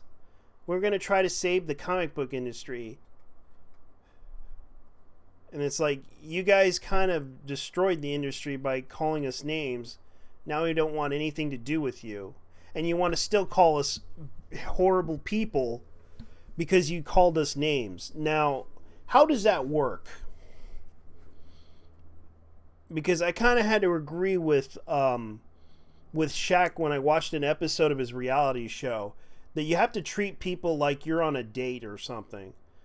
Like, when you're in a business, you got to treat them like they want to be treated. Like, if you're going to talk to them like what you did right now, that you have to build a relationship with them. You have to really understand that they're not the type of people that you should try to shit on.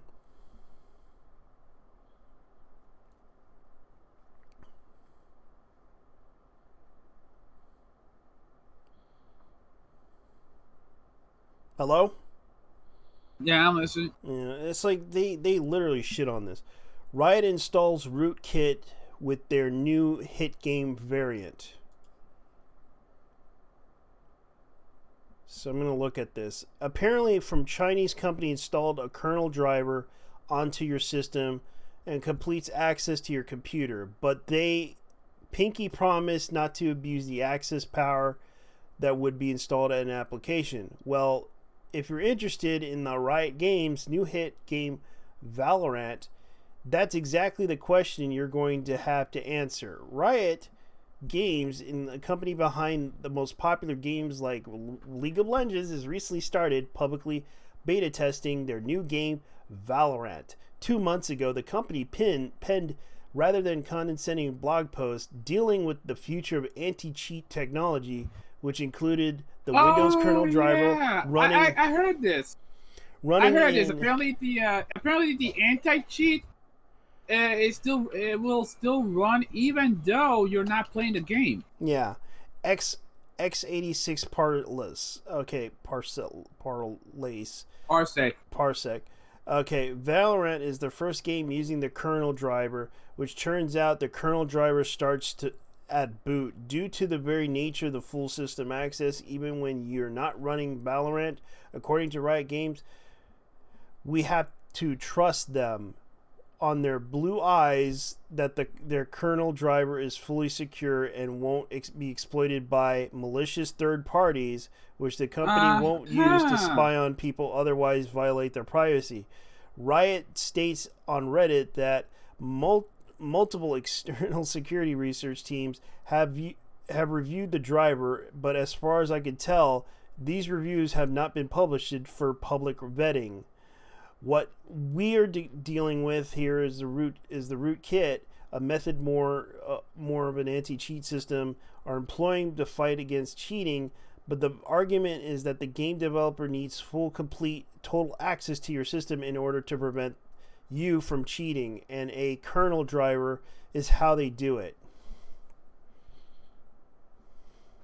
So here's the other thing. There's a long history of these sort of things that are horribly wrong, as well as remember the Sony rootkit debacle, where Sony CDs installed rootkits users' computers, where it ended up being exploited by left and right century by malicious parties in 2016. Capcom installed a similar rootkit with an anti-cheat Street Fighter, which has absolutely security train wreck. Closer to home with the Riot Games client, which is very own League of Legends, installed a crypto miners on users' computers in the Philippines. Despite the inherent dangers in installing a closed source security by obscure rootkits, Riot is dead set on continuing to use them, and it's only a matter of time before their rootkit before it forced the League of Legends players as well, which in my case means I won't be able to play League of Legends anymore if I wanted their rootkit on my computer, since I played Linux through Wine and Lutris, which doesn't support kernel drivers at all.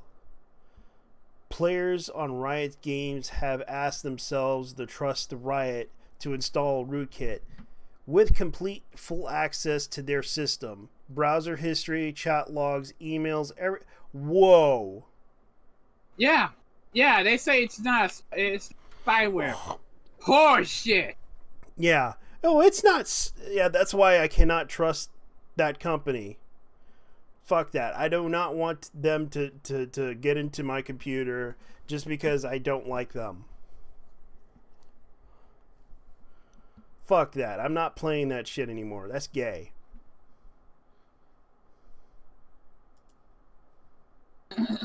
So it's basically, okay, Riot Games is owned by a Chinese company, Tencent, the company behind WeChat, Tencent, and purposes to arm the Chinese government.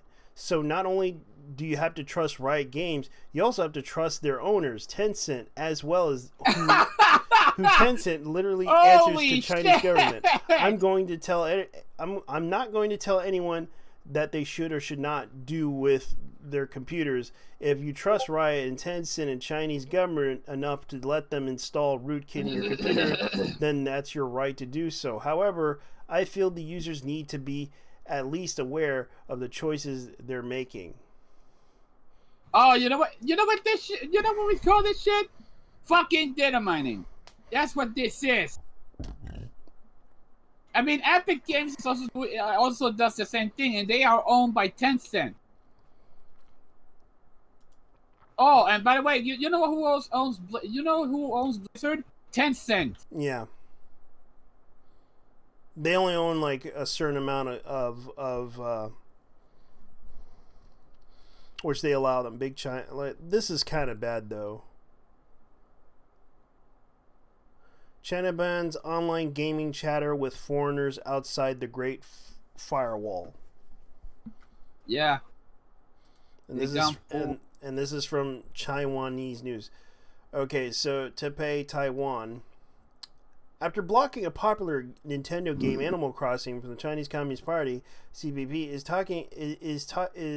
taking political censorship to extreme by disconnecting Chinese online gamers from guildmates outside of China. On April 10th, China banned the popular social simulation video game in which gamers can create a home and interact with cute animal villagers, owing to Hong Kong's pro-democracy activist Joshua Wong revealing the customized scene in the game, which reads "Free Hong Kong," mocks the Chinese leader Xi Jinping, and several other players were found leveraging the game to vent discontent with the CCP, making satirical content related to the CCP failure to tackle the virus.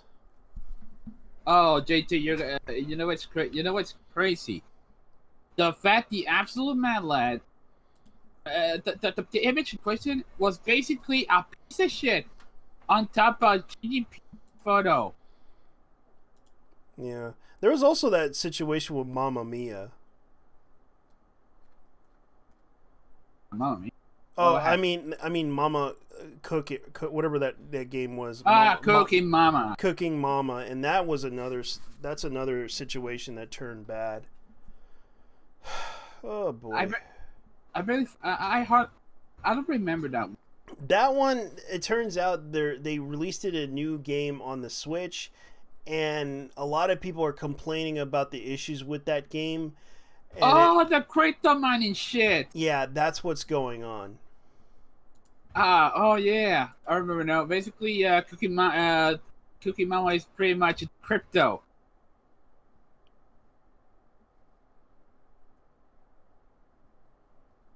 Honestly, I thought that shit was hilarious.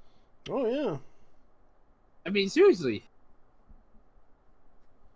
Seriously, Cooking Mama. If her cooking show isn't, well, it might as well buy crypto.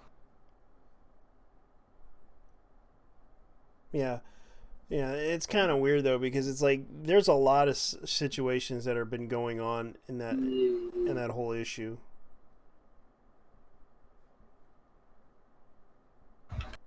Now to think about it, imagine that shit. Instead of calling a Cooking Mama, it's called Bitcoin Mama. Bitcoin Mama. Just going on 4chan's best board. Just shit posting, trading crypto. They're always trying to scam people, like on YouTube. Like, it's like, this is ridiculous. Oh, speaking of YouTube, that whole situation with that bitch you though. Oh yeah, that whole situation I kind of talked about. Apparently, the reason why people are reporting it is because they one person believes. And I hate to say this, and I didn't even make fun of her appearance. She has a big ass forehead. Yeah, like people were making fun of the forehead thing. Like I didn't even bother to make fun of JT, why are you simping her, man? I'm not simping. I'm just saying I don't like what she was doing. Like, there was a person that said that I was harassing her because I was making fun of her appearance, and I'm just like, I didn't make fun of her appearance. I only showed people what they did. Oh yeah, but she was reporting random YouTube channels and getting them banned. Oh yeah. You know what's funny? She's an AniTuber. She's an AniTuber as well. Yeah, and this is what she said. Yeah, I know what he said. Jeremy said it. But I don't see anything happening yet with the anime company.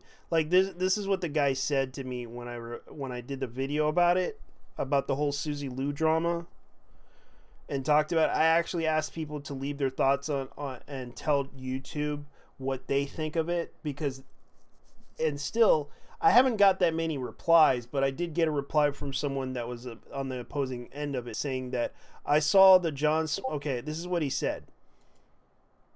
And I had to agree with a certain point of it when he said, you guys are uncivil and require to use mockery and bad attitudes and attacks based on a person's appearance when you make videos.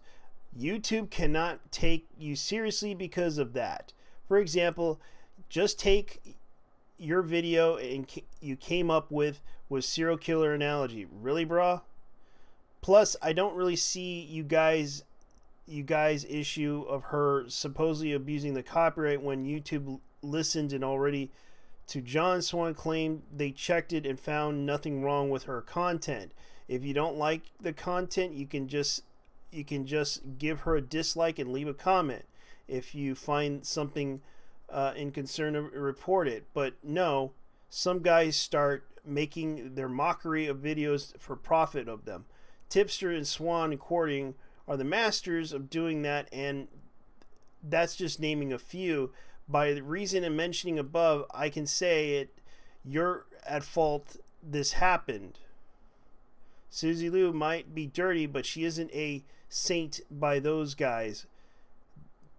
Were dirtier and worse than her.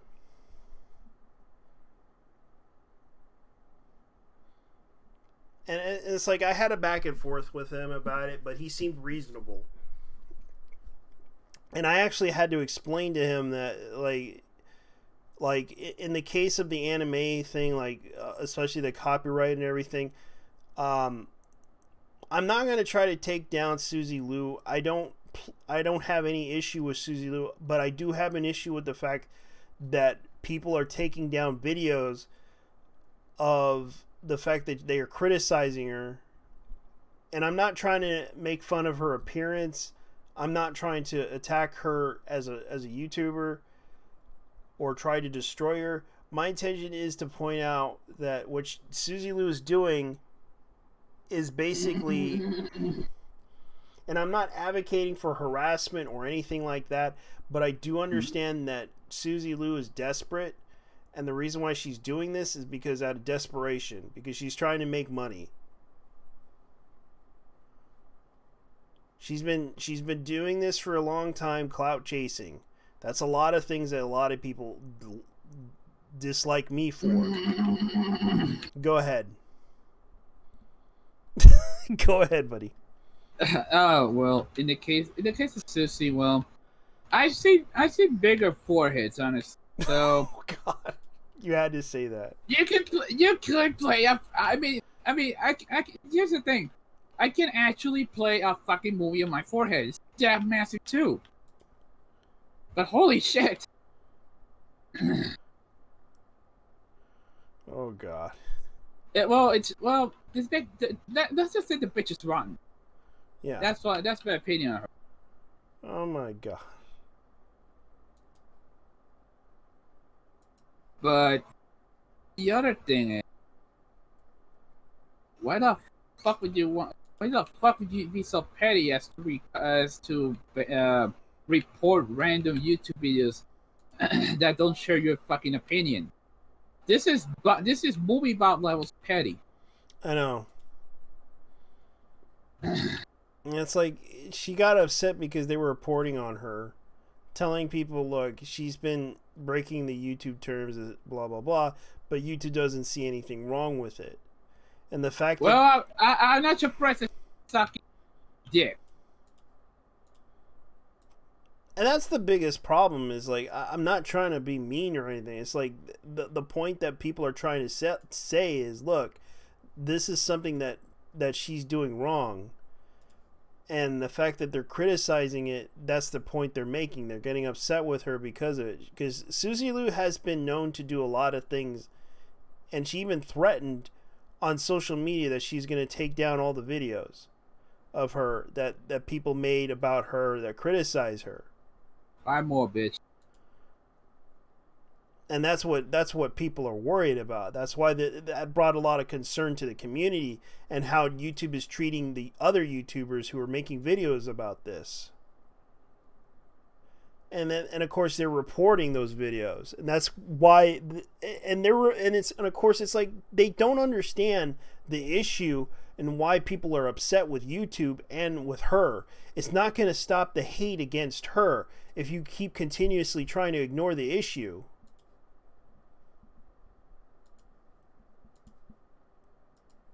That was the issue that people had.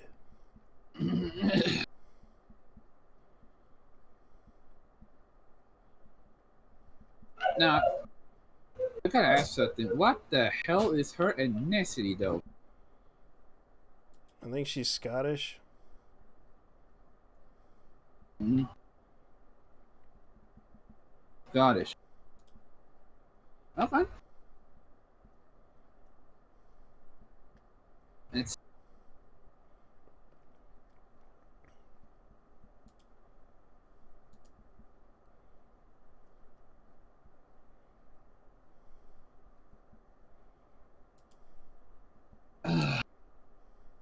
Sunny. Yeah, because it's kind of weird though, because a lot of people don't like her.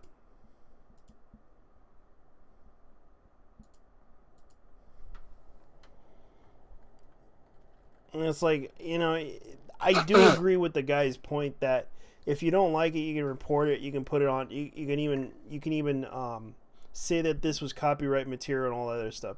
But when it comes down to it, I'm not trying to simp for her. I'm just pointing out the issue that she's basically causing a lot of issues within the community, and right now it's causing a lot of problems with all the YouTubers that are against her.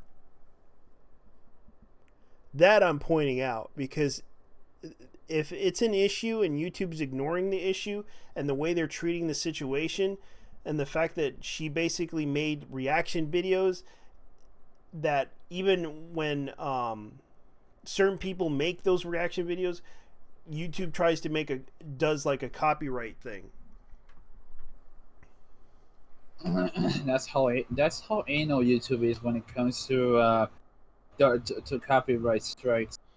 Oh yeah, and this is why a lot of people don't like them right now, because they make these issues about the copyright thing, like you can't do you can't do a video with any music because it'll be copyrighted. You can't mention the coronavirus because you'll be demonetized. Yeah. You can't talk about how Esti didn't kill himself because you get demonetized. You can't be right wing because you'll be demonetized and banished. And blah blah yada yada yada. Holy shit, man. Yeah, I know. That's the thing that I hate the most about it. I mean, YouTube when it comes to that kind of shit, they're not very good at moderating. Yeah.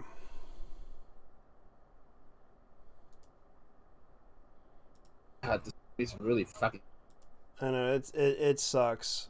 The Sonic. No, I'm playing that Sonic game, the Sonic karting game, and holy shit, as great is no ridiculous. Oh, that's fair. Yeah, I gotta go in a few minutes, so. Final words. Final words. Okay. China. If you got any. China. Please stop this. You're going down the dark road of madness. And for that, you realize it's not going to prevent people from going to Mars. You know, people have been going after Elon Musk as well because CNN, of all people, decided that they were gonna write that Elon Musk that they didn't get the respirators that Elon Musk. He actually did. He actually did. They actually showed months ago that he actually sent out the ventilators. Yeah, and then CNN, of all people, decided to report that he didn't. So this was a smear piece of the guy. I don't know why they do this. It's like every time, it's like, look, you guys realize what you're doing is stupid.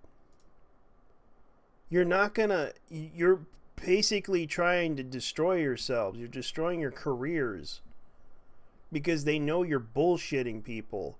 So stop doing that. Well, this is the first time CNN has ever done any insane shit to justify the bullshit agenda. I mean, I know that Andrew Cuomo has Chris Cuomo has fucking COVID. Yeah. And the guy is the governor of New York's brother. Yep. Oh, and the dude got outraged because of the fact that people called him Fredo. And this is why people stop caring, because this is why people don't, this is shit like this is why people don't read or even watch your crap CNN. Honestly, yeah. most trusted news, my ass. Yeah, you used to be the trusted news back in the 80s. Now you're just screwing yourselves over. Because it's like, look, you're not helping the situation. You're not quelling the situation. You're not helping people understand anything. You don't even bother to tell people PSAs about the virus. You basically say, oh, there's nothing wrong with this. This is Trump's fault. PSA, Trump's fault. Hashtag Trump's fault. Oh, RH man bad. Oh, you know what's crazy? CNN has been caught putting key mouthpieces from the Chinese Communist Party, and they had to edit them. The guy who wrote it had to edit everything that he wrote about how. Oh God, the fact that CNN was doing propaganda for the Chinese Communist Party. Yeah, and people don't even realize that, because it's like China just bought out everybody. And it's like, come on, guys. Stop bullshitting people. Stop doing this. It's not helping your cause. It's not helping anything.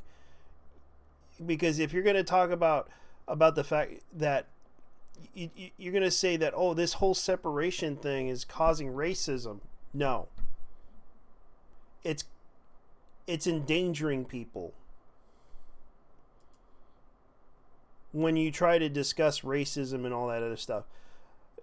Because you're just telling everyone, oh, you're all being racist because you're trying to do. No. No one's trying to be racist. Everyone's trying to protect themselves. Because they don't want to die. They don't want to fucking die like idiots like you guys are doing.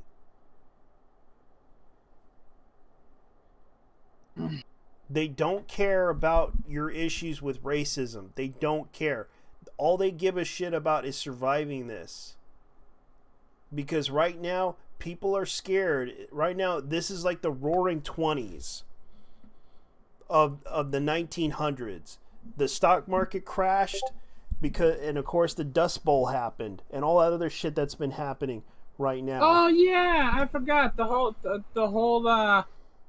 fact that they're not flying, and this is gonna be global because they're not flying to get rid of all the locusts that are actually eating the crops in Africa and Asia. Yeah, it's becoming the 1920s. History's repeating itself. You guys wanted a fucking. So you guys basically wanted the Roaring 20s, right?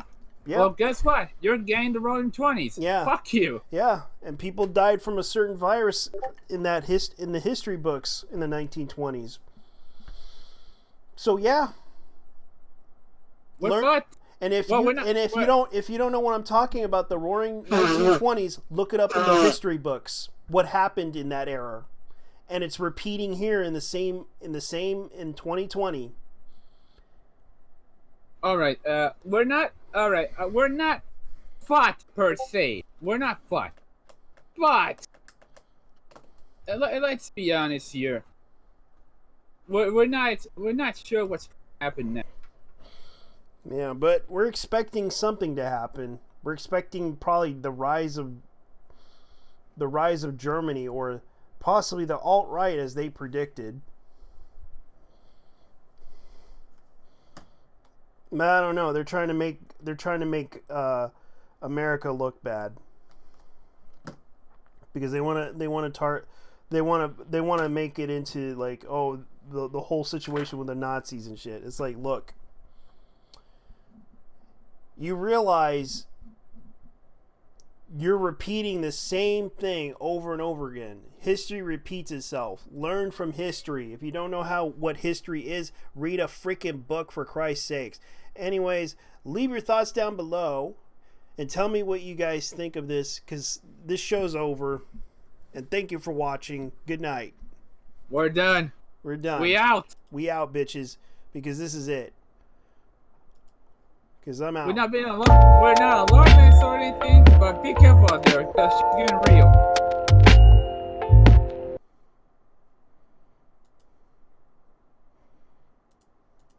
Woo!